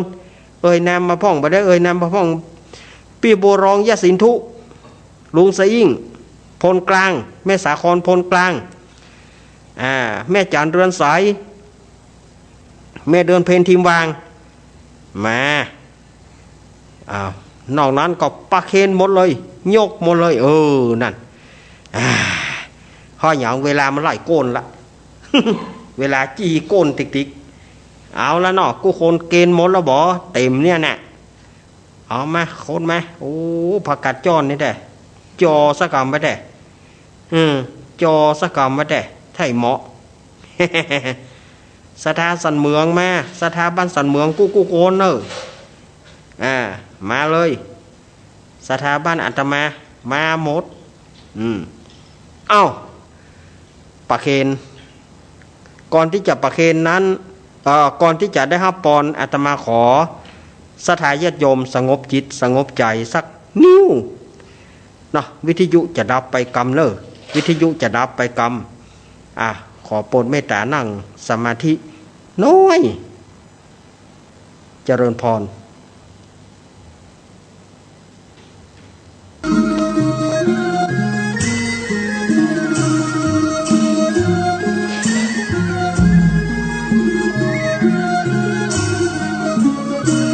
อนุโมทนาเอาละฮับปอนเนอร์ฮับปอนโดยการยะถาวริวหาปุราปริปุเรนติสาครังเอวะเมวะอิโตทินังเปตานังปะคปติอิชิตังปฏิตังตุมหังคิปะเมวะสมิสตุสัพเพปุเรนตุสังกปะจันโทปรณโสยะถามณีโชติระโสยะถาสัพปิติโยมิวัจจันตุสัพพโรโกวินัสตุมาเตภวัตตวันตรายโยสุขีติกายุโกภวะอภิวาตานาสีริสานิจังวุธาปัจจายโนจตารโรธรรมาวัฏันติอายุวโนสุขังปะลังสาธุสาธุสาธุวันตามิพุทธังสัพพังเมโตสังฆมาทะเมพันเตวันตามิธัมมังสัพพังเมโตสังฆมันทะเมพันเตวันตามิสังฆังสัพพังเมโตสังฆมันทะเมพันเตวันตามิคุโรปัจฉัยยาจาริเยสัพพังเมโตสังฆมันทะเมพันเตวันตามิกัมมะทานังสัพพังเมโตสังฆมันทะเมพันเตวันตามิอารัมเมพัทธสีมายังสัพพังเมโตสังฆมันทะเมพันเตวันตาเมเจติยังสัพพังสัพพัทธาเนโสปฏิทิตาสรีระตาตุมหาโพธิงพุทธรูปังสักการังสัทธานาคาโรเกเตวะโลเกพระมะโลเกชมพูที่เปรังกาที่เปสาเรราธาตุโยเกสาธาตุโยระหันตาธาตุโยเจติยังกันทากุติงจตุรสีสาหัสเสธรรมเตสะเปสัมภาทาเจติยังอาหังวันตามิสัพพโสหันหน้ามาทางกุฏิท่านผู้อำนวยการหันหน้ามาทางกุฏิท่านบิ๊กบอสเนอร์วันตามิปันเตสะปังอาปาราทังกามันทะเมปันเตมะญากตังปุญญังสามินาอนุโมทิตาปังสามินาตังปุญญังไมหังทานตาปังสาธุสาธุอนุโมทามิสาธุอ้าวเรียบร้อยโรงเรียนไทยก็ศรัทธาญาติโยมวันนี้มันหลอนหล่อเนาะสืบจะแต่ใหญ่นะมันหลอนหล่อเอามันถึงอีดพ่องแต่ก็บ่เป็นยังเอาศรัทธาญาติโยมสุขเถิดศรัทธาอาตมาจะคุ้มภัย สโลแกนว่าหรอในเป็นสโลแกนของทหารเพื่อไหวใดสุขเถิดปวงประชาทหารกล้าจะคุ้มภัยอันนี้เฮาก็สโลแกนตามของตู้เจ้าก็สุขเถิดศรัทธาอาตมาจะคุ้มภัย ก็คือการสวดมนต์สืบชะตานั่นนะสดาญาติโยมว่าก็หวังเอาน้ำมนต์เฮือศรัทธาญาติโยมได้สืบชะตาสืบโหราชะตาน้ำมนต์ต่างๆ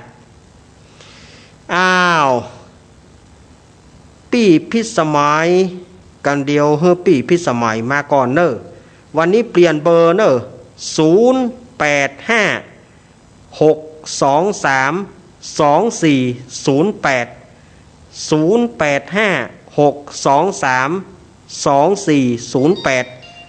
ันนี้ยืมวันนี้เปิ่งของเจเจก่อนที่จะเฮ้พี่พิสมัยได้โทรมาเล่าเจียนั้นอาตมาก็ตอบปัญหาของผู้ที่ถามมาว่าเวลาเปิ้นสั่งกะหะศพเปิ้นสั่งกะหะเนี่ยบางที่เปิ้นก็รอศพออกก่อนบางที่เปิ้นก็บ่ศพออกเด้อบางที่ก็3 วันมันยี่หยังฮะเปิ้นยี่หยังสั่งกะหะบ่เต้ากันมันแล้วแต่จารีตฮีดหอยของแต่ละบ้านจารีตฮีดหอยของแต่ละบ้านมันบ่เหมือนกันแต่ละบ้านแต่ละจองบางที่พวกก็เก็บไว้3 วันเก็บดุกเมื่อใดพวกก็ไปสั่งกะหะ บางที่พวกก็สั่งกะหะลวดเลยบ่ต้องไปการได้นิมนต์ตู้เจ้ามาแถมมันแล้วแต่ฮีดหอยของบ้านนั้นที่เปิ้นเชื่อถือกันที่เปิ้นทำกันแต่ละบ้านมันบ่จำกัดการมันบ่จำกัดการแต่ละบ้านเนาะมันบ่จำกัดการนี่ก็อาตมาก็ตอบเพื่อญาติโยมไปอีเนอะคนที่ถามก็บ่ใจไผหลังไม้เนี่ยถามอาตมาก็ตอบ มันแต่ละบ้านมันจะบ่เหมือนกันเนาะพี่พิสมัยพร้อมพร้อมโทรมาได้เลยวันนี้อาตมาไม่ได้เอาโทรศัพท์มาก็เลยใจของเจเจเนอะ0856232408อันนี้ขอซิตี้พิสมัยกันเนอเจริญป้อนมาแล้วเอาว่าไปเลยมาแล้วก็นึกว่าจะมาได้มาแล้วนะเพราะว่ามันฝนตกฟ้าห้องนักเลยเจ้าฝนตกฟ้าห้องตั้งแต่5 โมงโอ้5 โมงนี่นะ5 โมงตอนเย็นวันเนี้ย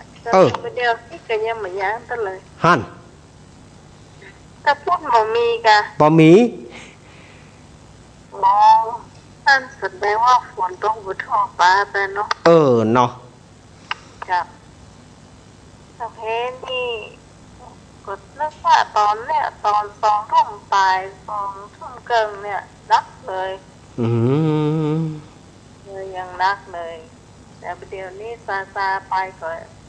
พอจะอู้ได้อยู่พอจะมีสมาธิอู้ได้อยู่ครับแต่ก่อนอื่นเนี่ยก็ลืมไปเนาะลืมไปหน่อยนึงขอน้ำมัสการแล้วก็นอบน้อมคุณพระศรีพระรัตนตรัยแล้วก็นอบน้อมแต่พระพุทธพระธรรมพระสงฆ์พระเจ้าพุทธทุกพระองค์แล้วก็คุณมันไม่ใช่สถานีเฮาอนุญาตแทนเป็นยังถือว่าเป็นถือว่าแบบเดียวกันอนุโลมว่าไปเลยแล้วก็ขอนมัสการพระเถรานุเถระทุกผู้ที่กำลังฟังรายการนี้อยู่นะเจ้าแล้วก็นมัสการผู้ในการทุกสถานีที่กำลังนั่งควบคุมเสียงอยู่ในขณะนี้ตัวแล้วก็สำเนียงเอารักปัญโยนันเจริญปอนแล้วก็สวัสดีคุณผู้ฟังทางบ้านทุกคนทุกท่านที่กำลังเข้าฟังรายการนี้อยู่เมื่อล่าเตี่ยมไปได้โทรมาอันการแล้วผมได้โทรมาสักคำกินยาแล้วก็ล้าเนี่ยจ้ะก็ได้ยินเหมือนกันว่ามีคนบอกเหมือนกันว่าสำเนียงเปิ้นท้องแล้วก็ยังมาโทรไปนะก็ไม่ได้โทรมาแต่เลยนี่ยอมภาพจับก็เติมหาอยู่ก็เติมหาแม่สายพินก็เติมหาแม่กองแรงนะจ๊ะ ก็ต้องหาแม่ค่ะแม่แม่เพนขาวเตี้ยเนาะแม่สุแก้วสุแก้วนี่หลายสุแก้วได้เนาะมีหลายคนเนาะจะที่ไม่ได้เอ่ยนามตัวแล้วก็ตั้งพ่อน่ะจะตั้งอย่างก็พยางเนาะเจ้าอำเภอแม่วางตัวเจ้าที่เป็นกำลังใจให้มาโดยตลอดขอบคุณนั่งๆด้วยเจ้าแล้วก่อนที่จะเล่าเจียเนี่ยก็ต้องขอบคุณผู้ที่มีอุปการะคุณต่อ104ของเราที่อุปถัมภ์โดยเฉพาะรถถ่ายทอดเสียงในเจ้าล้อรถบัวให้ดีแล้วปั่นก็มีน้ำใจซื้อก็คือคนสตาร์เป็นก้าล้อรถมาเฮ้ออันนี้ก็ที่บอกชื่อเนาะแต่ว่าต้องกราบขอบพระคุณเป็นอย่างนักเลยค่ะในการนี้ก็แล้วกันเพราะว่าพี่เองก็ไม่ได้รู้ว่าเป็นภัยเนาะมหาสมศักดิ์ตุ๊กไม่ได้บอกมหาสมชาติตุ๊กก็ไม่ได้ชื่อจ้าเป็นพระมาดำเป็นตัวเลยเนาะจ้าอันนี้จะขอบคุณนั่งตัวจ้าสำหรับวันนี้มีเจี้ยอาจจะบอกขยาวตะไดแล้วคนผู้ฟังก็ไปกึดพอกันแล้วกันว่ามันตลกบ่ตลกเนาะเจ้ามันมีคนที่ปัญหาว่าคนบ้องตื่นเนี่ยเนาะแล้วเขาก็ชอบแกล้งมันนะแกล้งมันบวกเลขมันก็คิดจ้าหน่อยเนาะตามปกติมันคิดกันเนี่ยพูดคิดคำเดียวหรอเนาะอย่างมานี่1+1เป็น2 2+2เป็น4มันก็ท่องงั้นเนาะท่องงั้นเนาะพอเพื่อนมันมาลบก่อนมันปุ๊บ1+1เป็น2 2+2แล้วเพื่อนมันหวังว่าเป็น3ป่าใต้ทีหลังนึกว่านะเพราะว่าปัจจัยคิดว่าตะไดอ่ะเป็น4คิงปีเนี่ยอวดหูละครูเหมือนว่าคิงมาแจ้งครูฮะเหมือนว่าตอนนี้เพื่อนมันเขียนที่กระดานกูมาเพื่อนมันเขียนที่กระดาน1+1เหลือ0 2+2เหลือ0 3+3ก็เหลือ0 4+4ก็เหลือ0 5+5เป็น10ยิงดู 4-5 ข้อนี้ยิงว่าอันใดผิดอันใดถูกมันก็พอหมดละถ้าว่ามันบ่ถูกสักข้อไปแย่บ่ถูกข้อเนี่ยข้อที่5เนี่ยวันนี้ว่ามีเลข1อยู่ตัวมันยังบ่มีเลข0มันต้องมีเลข0เกือบตัวเดียวอะไรแล้วนะ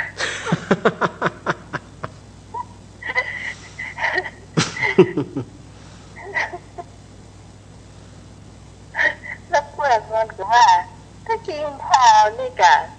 อันนี้มันขีดแล้ว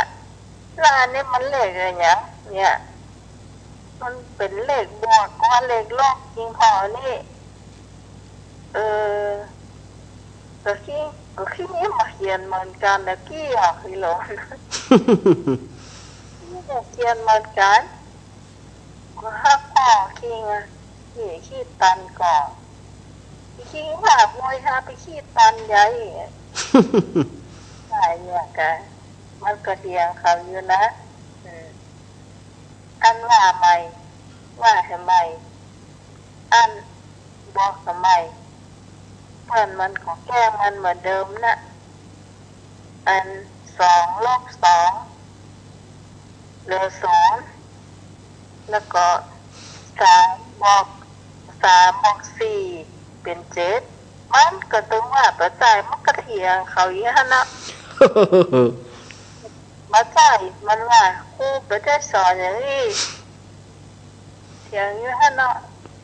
เชียงครับใต้เทียงมาก็เลยว่าเขาก็ว่าเขายอมการมันเพราะมันอู้ได้ปากนักไปเปลืองเนี่ยกันเพราะเนี่ยค่ะอู้กับขิงละขิงอะไรอย่างก็ได้เขาก็เลยเพื่อมันชอบเขาชอบมันอยู่อย่างหนึ่งว่าถ้าแกล้งมันแล้วเนี่ยแกล้งมันแล้วมันก็สบายใจอย่างกัน มันบอกนะมันบอกโหดนายคนนี้มันบอกโหดแต่มันคิดเนี่ยจ้าไปหน่อยไม่ได้เจ้าเรื่องนี้มันก็เป็นคนที่เรียกว่าคนบ้องตื้นจะว่าไปแล้วเนี่ยคนบ้องตื้นเขาใส่ชื่อมันยาวนะมันเหมือนยาวเท่าไรแต่คนผู้ฟังก็เอาไปคิดดูแล้วกันแต่ข้าเจ้าฟังดูแล้วมันก็ตลกดีเหมือนกันแต่คราวหน้านี่จะเอาเรื่องที่มันยาวกว่านี้กันตะกี้นี่ก็ลืมไปหน่อยหนึ่งว่าจะเอาเรื่องหนึ่งมาเล่าแต่ว่ามันอาจจะใช้เวลานานไปเนาะเจ้าอันนี้เป็นเบอร์ของน้องเจเจเนาะครับเจ้าขอบคุณนะเจ้าขอบคุณนะเจ้าเจเจขอบคุณนักเน้อพี่สมัยนี่ก็เปิ้นก็มาเล่าเจี้ยสถายโยมอาตมาถวายเวลาบัดเดี๋ยวนี้โตขัวก็ลวดแอมแนมตะกี้โยมโทรเข้ามาตืดตะกี้โทรเข้ามาอาตมาเปิดสายให้แล้วเนอะโท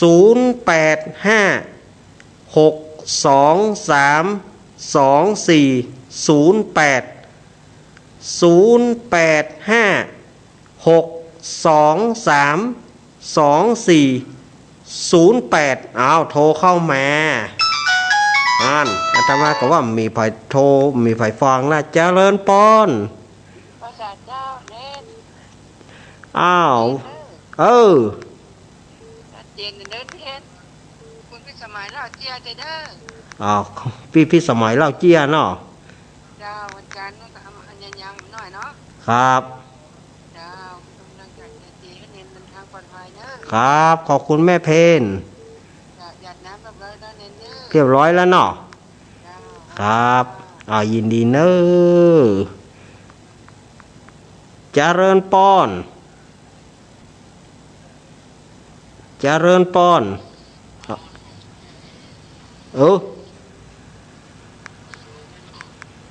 โทรมาใหม่เ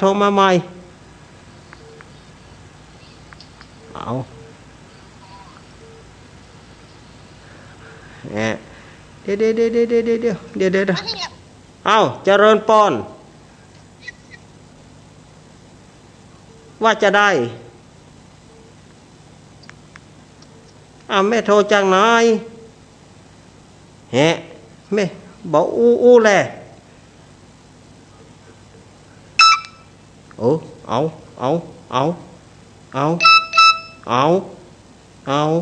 ตายละยุ่งละโทรมาใหม่เนอะตะกี้นะแม่ไข้หัวตะกี้เจริญปอนจากทางใดทำบุญเจ้า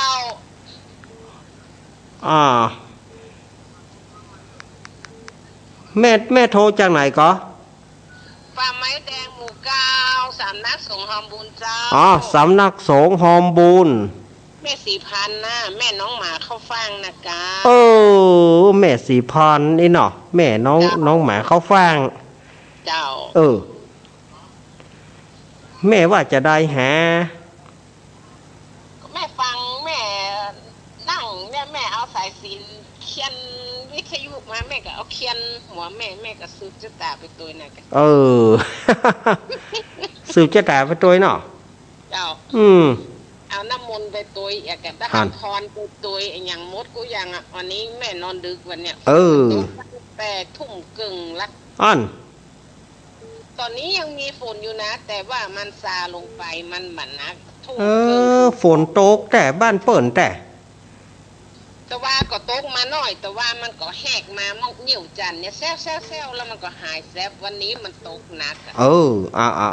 เป็นกำลังใจให้เนอลุงเนนดูแลสุขภาพตัวเองให้ดีนะคะขอบคุณนะแม่อากาศมันเปลี่ยนแปลงวันนั้นได้ยินว่าไอ้ยังอะมาจัดรายการธรรมะคลายเครียดจัดไปจันมาวูบไปโดยบ่หูตัวอีกันรับไปเห็นพี่สมัยห้องเน้นรักโอ้ปักประจามันแม่มันเพลียมันเพลียขนาดวูบคำโตเลยวันนั้นดูแลสุขภาพตัวเองให้ดียินดีแม่เนงานล้ำไปลูกครับพอดีช่วงแล้วนี่มันมันเหนื่อยกับงานแม่เจ้าครับยินดีแม่เนอเจ้าไว้สัจจายินดีแม่เนอแม่สีพรเนาะครั้งนั้นที่ว่าวูบเนี่ยนะบัดเจ้าว่าอย่างมันวูบแต่ละเจริญปอน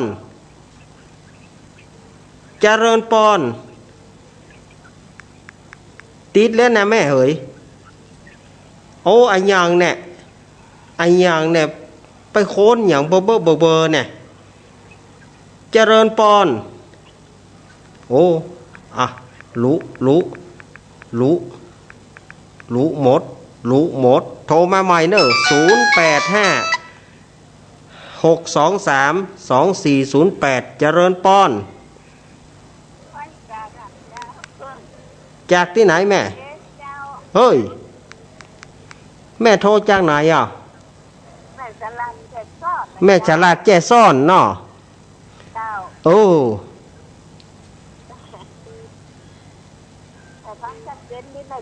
ฟังชัดเจนยินดีอีแม่นั่งนักเนอะสาธุแม่ฉลาดแจ้ซ่อนแม่ฉลาดวางสายให้จิมวันนี้สายมันแน่นเนอะอาตมาเปิดลำโพงบ่ขึ้นไว้จะมาเต้งเปิดลำโพงมันตึมขึ้นเจริญปอนจ้าพระจ๋าจ้าเล่สุเกียศิลปรปดโทสิตี้มันห้องละปนเด้ได้น้ำมนต์ได้นี่กับเนรแล้วนะจ้าได้แล้วเนาะจ้าวันนี้มันได้ฟักเตะทำเนาะน้ำมนต์อย่างเดียวจ้ามันงานชุลมุนวุ่นวายแต่ขอบคุณพี่ยมพี่สมัยเนอะได้ค่ายหัวตัวยมพี่สมัยเนี่ยกับเจ้าอาการแม่เกียมแม่เนอะเจียนะเจ้าแม่สุกเกียวฟังอยู่เนอะยมพี่สมัยขอบคุณเนอะจับไว้จ้านั่นเองยินดีเนอะแม่สาธุแม่สุกเกียวสอนศรีนุสร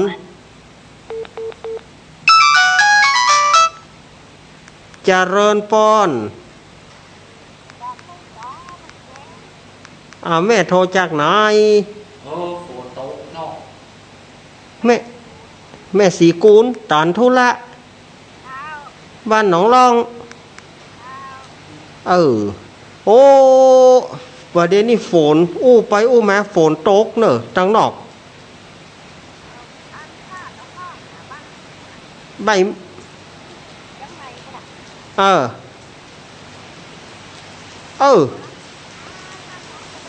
ได้แล้วยินดีอีแม่เนอะขอบคุณเนอะแม่สีกูลแม่สีกุลตานธุระหนองล่องเจริญปอน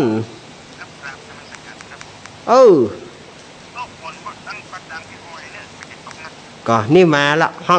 งนี่4 โมงไป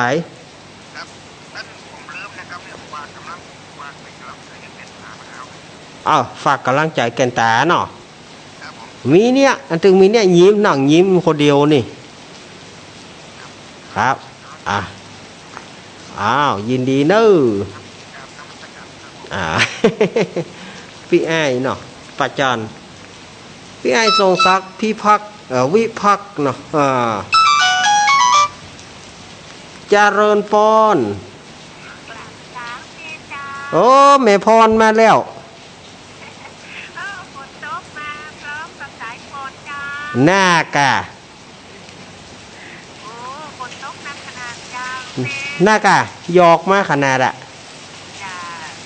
พอดีมันทอดนาเดียวตกแล้วก็จะหนาวแล้วจ้า เออ จ้าโอ้บางเสียของมันน้องใหม่นี่ก็คู่หมดเสียจ้า หน้ากะ เป็นกำลังใจลูกเนเตอร์ เอากำลังใจเนาะ จ้า เอาขอบคุณแม่พรเนอขอบคุณแม่พรเนอแม่พรป่าเศร้าโอ้เจริญปอน ไว้สาเจ้าลูกเล่น แม่กองแรง เจ้าจำเสียงดีๆหน่อย เออแม่กองแรงนี่จำง่าย ผมก็จะตบขาหอมลูกหลมนี่เนี่ย เออ เป็นกำลังใจเนอะตอนนี้ปุ๊ป้าเล่นหลักกันดีอ่ะบางปีที่สมัยยิ้มเนอเป็นกำลังใจให้คนเนอ กำลังใจพี่พิสมัย จ้าจ้า เอา กำลังใจ ยินดีอีแม่ สยด้วย ยินดีดีแม่กองแรงเนอ จ้า อนุโมทนา ตลอดเนอ เออ สาธุเจ้า ชาตุชาตุ เจ้าห้องผมก็ตบหัว ครับ เจ้า ครับ เจ้า เอ้ายินดีอีแม่แม่กองแรง เจ้า แม่กองแรงเกิดเมื่อค่ำแม่กองแรงเกิดเมื่อค่ำแม่กองแรงนามสกุลก็จันหมอเนอต้อนรับอีหรอเจริญปอน เจ้าสาธุเจ้า แม่น้อม เจ้า ไออย่างเสียงแหบ เป็นวัด เออ เออเป็นวอดเนาะเสียงแหบไปเหรอ เป็นวัดจ เออ นนักล้างช่วงนี้กระถินแล้วเมื่อย น่ากระถินแล้วหมอยนะปุ๊ดโถโถโถโถโถโถ เจ้า หล่นใต้หล่นเหนือหล่นใต้หล่นเหนือ หล่นใต้หล่นเหนือไปที่ไหนกับพ่อตาล น่ากะป้อมตาลน่ะฝนบ้านเฮามีวะเนี่ย ทำบุญปีนี้เหมือนกันเหมือนว่าเนาะ แม่น้องฝนบ้านเฮามีวะ มันมีหอนนี่ โหก็เนี่ยที่ปากทางเจริญเนี่ยฝนตกอย่างน่ากลัว เอาพ่อข้ามาตัวเด้อ เฮ้ออ้าวยินดีเนอะ จะดูเด้อ เออเดี๋ยวให้ถึงละสถาญาติโยมสาธุชนทั้งหลายก่อนนี้ฝนตกเนอะ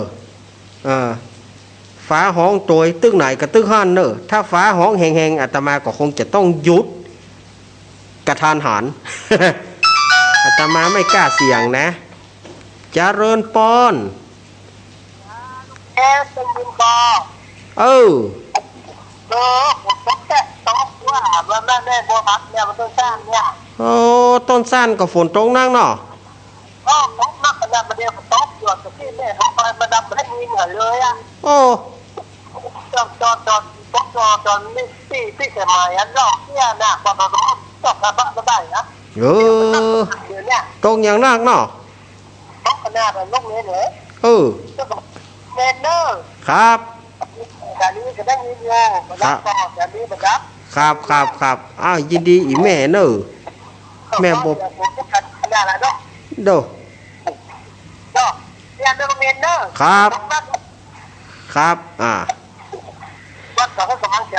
ครับแม่บัวพัดกุลานมาละฝางฝนตกโอ้ฝางกับฝนตกที่ไหนกับฝนตกแต่085-623-2408วันนี้ได้เปิ่งเบอร์เจนะเจริญปอน ขาเจ้าลูกเน็ตมาทั้งอยู่เลยทำความเรียบร้อย ได้น้ำมนต์เรียบร้อย เจ้าแม่จ๋า แม่ตา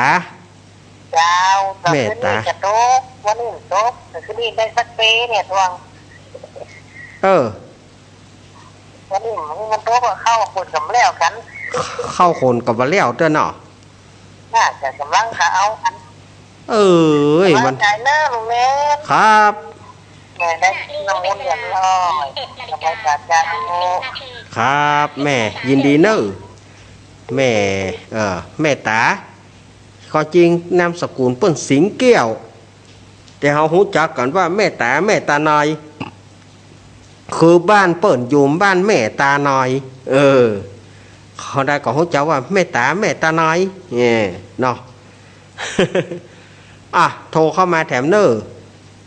0856232408อ้าวโทรเข้ามาแถมวันนี้มีก็ตะกี้นี่ขออภัยบางสายมันบะดังเพราะว่าบางสายมันโยนกันแล้วอาตมาเปิดลำโพงบ่าขึ้น บางสายต้องขอสุมาอภัยอาตมาเปิดลำโพงบ่าขึ้นเพราะว่าถ้าสายมันโยนกันเครื่องโนเกียนี่มันจะมีปัญหาหน่อยเครื่องโนเกียถ้าว่าไอ้มันนักเข้ามันเปิดลำโพงบ่าขึ้นเจริญปอนมาใหม่อีแม่เหยวันนี้มันเจ้าของเจ้าแต่มันต้องอู้ยากหน่อยนะจะเริญปอนเจ้าจากตังได้แม่จากเจ้าของเจ้าอันใหม่เรายาว บ้านใหม่เหล่ายาว เจ้า อีแม่ชื่อแม่หยัง แม่แสงเดือนเจ้าแม่แสงเดือนอันนี้อันฝนตกอันนี้จะได้นี่จะฝนตกหนักเหรอก็บ้านักกันซาไปละซาไปไหนซามันแม่นตกเลยกะตกเป็นยอมตกเป็นยอมใจนะเจ้าเปิดกำลังใจเนาะเจ้ายินดีเนอะแม่ใครฟังธรรมะนั่นแหละยินดีเนอะจ้าแม่อันนี้แม่แสงเดือนแม่อ้อยหายไปไหนฮะแม่อ้อยแม่วางสายให้จิมแม่กดวางให้จิมนั่นเจริญปอนติดแล้วแม่เหยจากไหน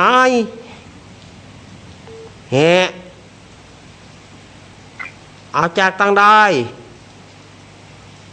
จะไปออกตัวจ้ากับแม่เหยตายละข้าเหย โยมโทรจากไหนโยมโทรมาแล้วก็คุยเหงาหัวอาตมาจะไปฟังออกจะได้คุยกับแม่น่ะมาแถม5แล้วอีแม่เหยเจริญปอนติดแล้วนะติดแล้วผายยายพรกะจ้าแม่ลำไยมันเมาอีแม่เหยอีแม่อย่างว่าออกจ้าลำเหลือ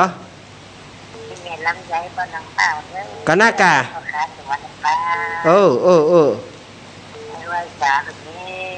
อีแม่ออกจ้าลำเหลือฝนตกกะมันมาโตมันมาห้องมาเป็นอย่างก็ยินดีแม่เนอะอีแม่ก็บอกมากะเนาะอีแม่นี่ก็เข้าท่าดีแต่บอกกับแม่เหยอาตมาจะได้แก้ไขให้กะเจริญปอนติดแล้วแม่ฟังอยู่เนอะเจ้าตั้งได้เ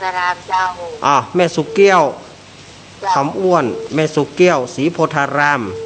เจ้าแม่ได้หมดแล้วเนื้อน้ำมันแม่ก็ได้หมดแล้วเนาะเจ้าฝนตกก่อนไหนแม่ตกเจ้าตกเนาะเจ้า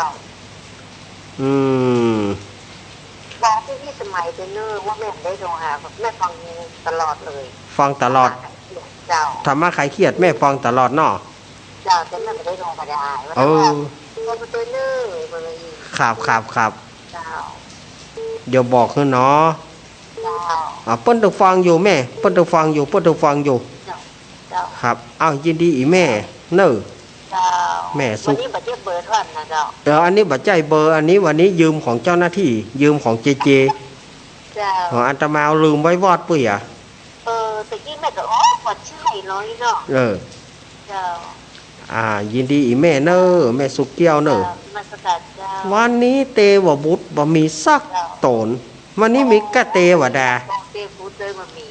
เออ ธรรมดานะเจ้า เตวดาเตวบุตรมีพี่อ้ายคนเดียว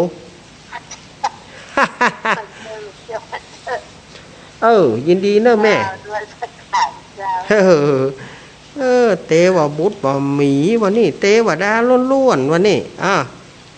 0856232408แม่สุกเกี้ยววางสายเฮือกำแม่สุกเกี้ยวกดวางเฮือกำเฮรู้หมดรู้แล้วก็รู้โทรเข้ามาได้อยู่เนอะ0856232408เจริญปอนจากตั้งได้แม่จะนวลกันทมูลครับกำลังใจเนาะแม่ครับแม่จันนวลกันทมูลมาละบ้านเวียงของเราเขตลงเฮามาพ่องละมาแถมมีกอไม่เหยเดี๋ยวแฮะมาใหม่มันปัจจัยของเฮานะมันดูยากหน่อย มันเจ้ามันจะเริญปอนแม่สีทอนโอ้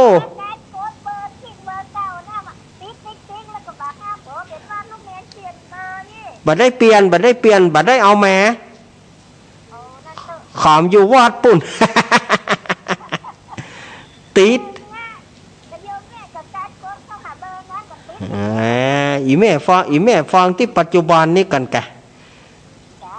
อีแม่ฟังที่ปัจจุบันนี่กันแกอีแม่โกดปุ้นไ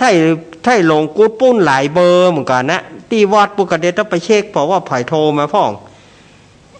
โอ้ถ้าอย่านักพ่องเนอะครับตกนะกะตกนะมันมานักมันมาเป็น5มาเป็นค้างคาว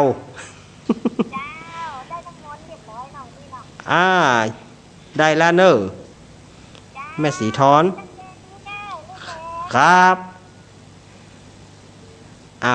ขอบคุณขอบคุณแม่สีทอนแม่สีทอนเปรมจิตนี่เปิ่นมาละฝาง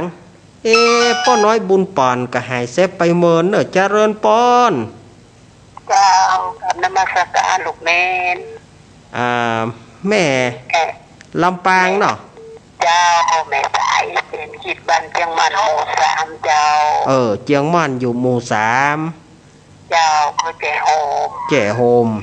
ฟังอยู่เด้อชัดเจนดีแจ่โฮมวันนั้นก็กำลังใจอีแม่เหมือนกันเนอะอีแม่อยู่ดีมีสุขแทนอำเภอแจ่โฮมเจ้าฟังกันได้คนเจ้ายินดีอีแม่เนอะอาตมาภาพก็เป็นกำลังใจญาติโยมก็เป็นกำลังใจอาตมาแลกกันไปแลกกันมาสบายยินดีแม่เนอะฝ้าก็ห้องตั้งนี่มันก็ตั้งนี่ก็ขลึงเบาๆแม่ถ้ามันแหงอาตมาก็ปิดละจะเริญป้อนจากที่ไหน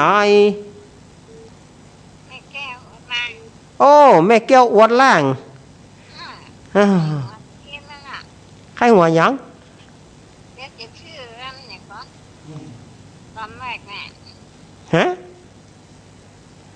อนที่เขาร้องบ่ายเนี่ย เออ ตอนนี้แม่กินข้าวแล้ว เออ แก้มเราเนี่ย มาได้แก่นเนาะเออเนี่ยไม่เกี่ยวถึงว่าไม่เกี่ยวอันเฮามานี่นะ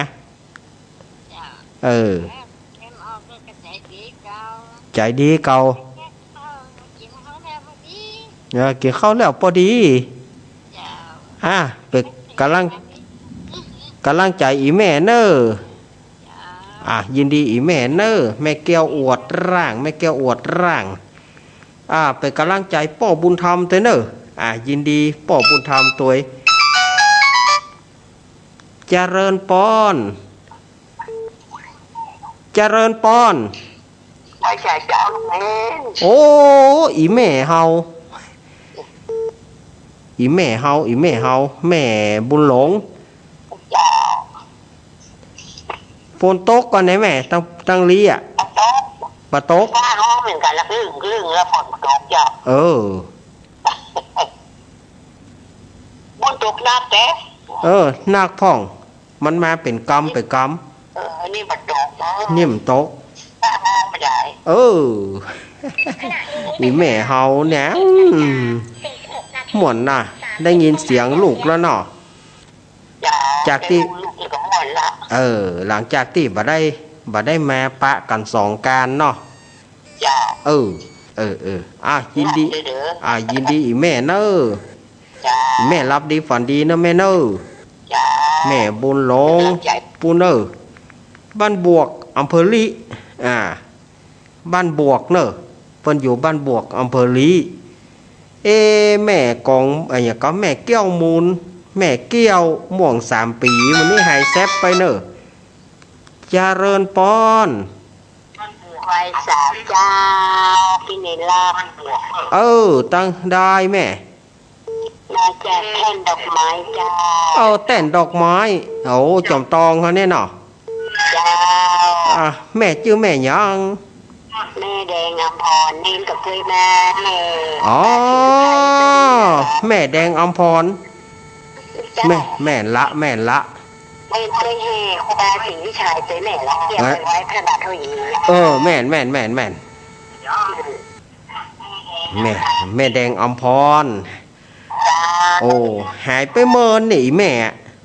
แล้วมาเดียวนี้มีอันต่อเขาไปที่มีแล้วนะต่อไปเสียไปเมิน ป่อเสียไปแล้วเนาะ เสียไปเมินว่าอันแม่นี่มอนเนนแบบว่า แต่กะ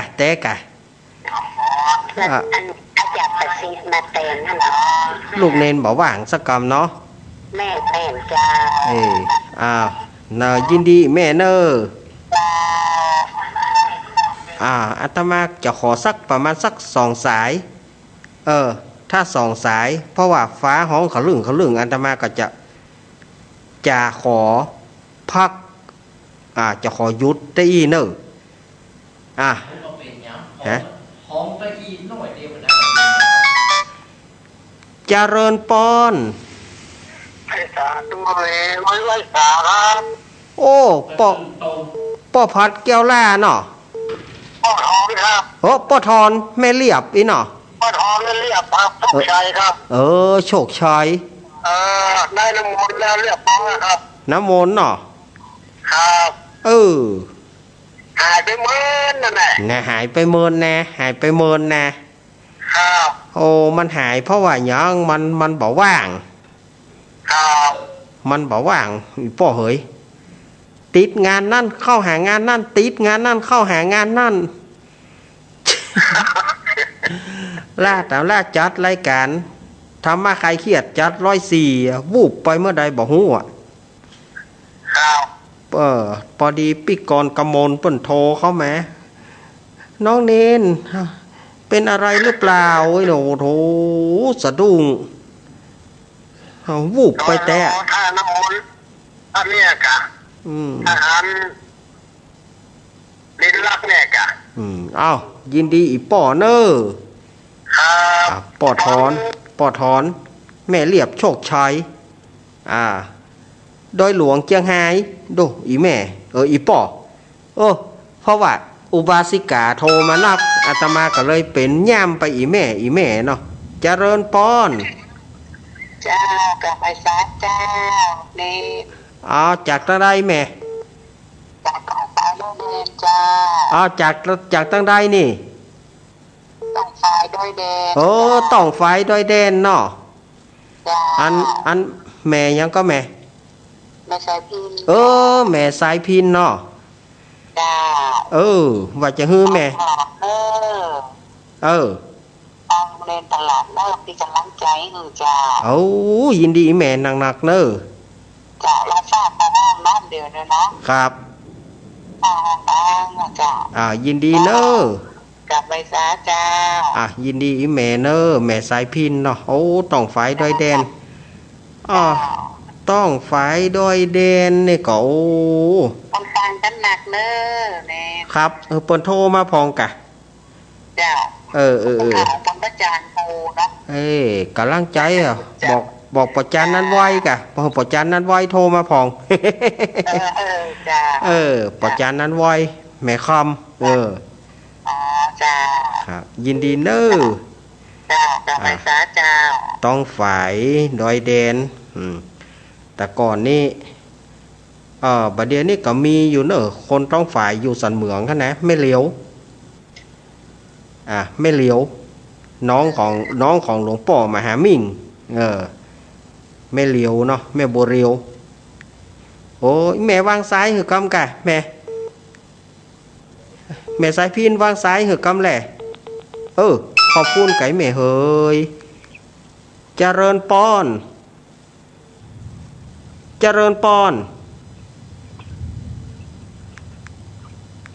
ติดแล้วนะติดแล้วแฮะไอ้หยังเนี่ยคู่ขี่เนี่ย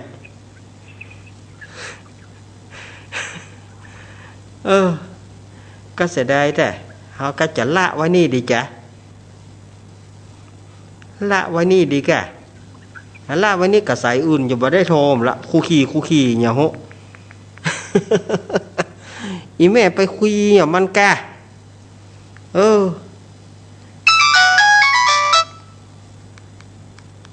เจริญปอน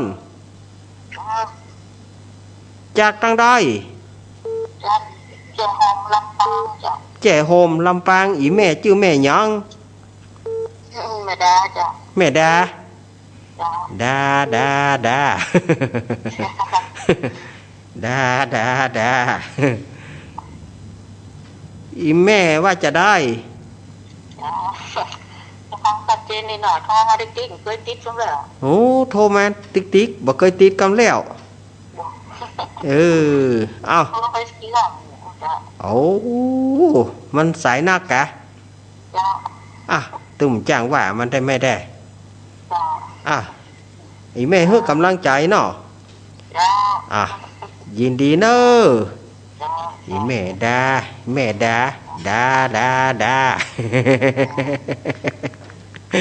ก่อนมีเพลงอยู่เพลงหรอกดา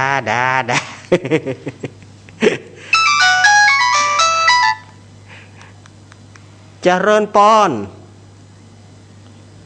อยากไปสาวเจ้าลึกเน่ จากทางใดอีแม่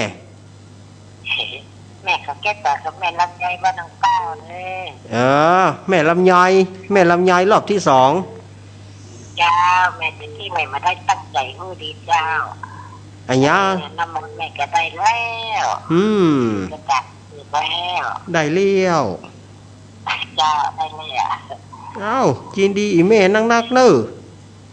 เจ้า แม่ลำไยเนี่ยป่นอยู่ปุ่นลำปางโอ้มันนักนะลำปางนี่นะ 11:53 เอาแหมสายเดียวเนอะอาตมาจะห้าแหมสายเดียวอาตมาจะปล่อยละมีแหมสายก็ผ้าป่าทำให้ใครเครียดเนอะผ้าป่า104วัดฝ่ายหินวันที่15 มกราคม 66ปีหน้าก็เจริญปอน สวัสดีเจ้า จากที่ไหนแม่ แม่อยู่จังหวัดเจ้า เจียงไฮ้ เรียนแก้วจังหวัดเจ้า แม่ชื่อแม่หยัง แม่สะก แม่คำปอน เจ้า แม่ว่าจะได้หา ขอให้ท่านเจ้าขอให้ท่านเป็นลมหายใจของว่าของไม่ออกสมาธิหายนะเจ้า สาธุยินดีเนอ เจ้า เอาละอาตมาก็คงจะต้องหยุดไว้ทอีเพราะมันหมดเวลาพอดี เมื่อมันหมดเวลาอาตมาก็คืนวิทยุคืนโทรศัพท์เพื่อกับเจบัถูกเคยก่อนที่อาตมาจะจบรายการนี้ก็แจ้งข่าวเนาะงานที่ไปหน้าปุ่นนะก็วันที่15 มกราคม 66ก็ตั้งคลื่น 104.50 เมกะเฮิรตซ์ก็จะมีการทอดผ้าป่าประจำปีของ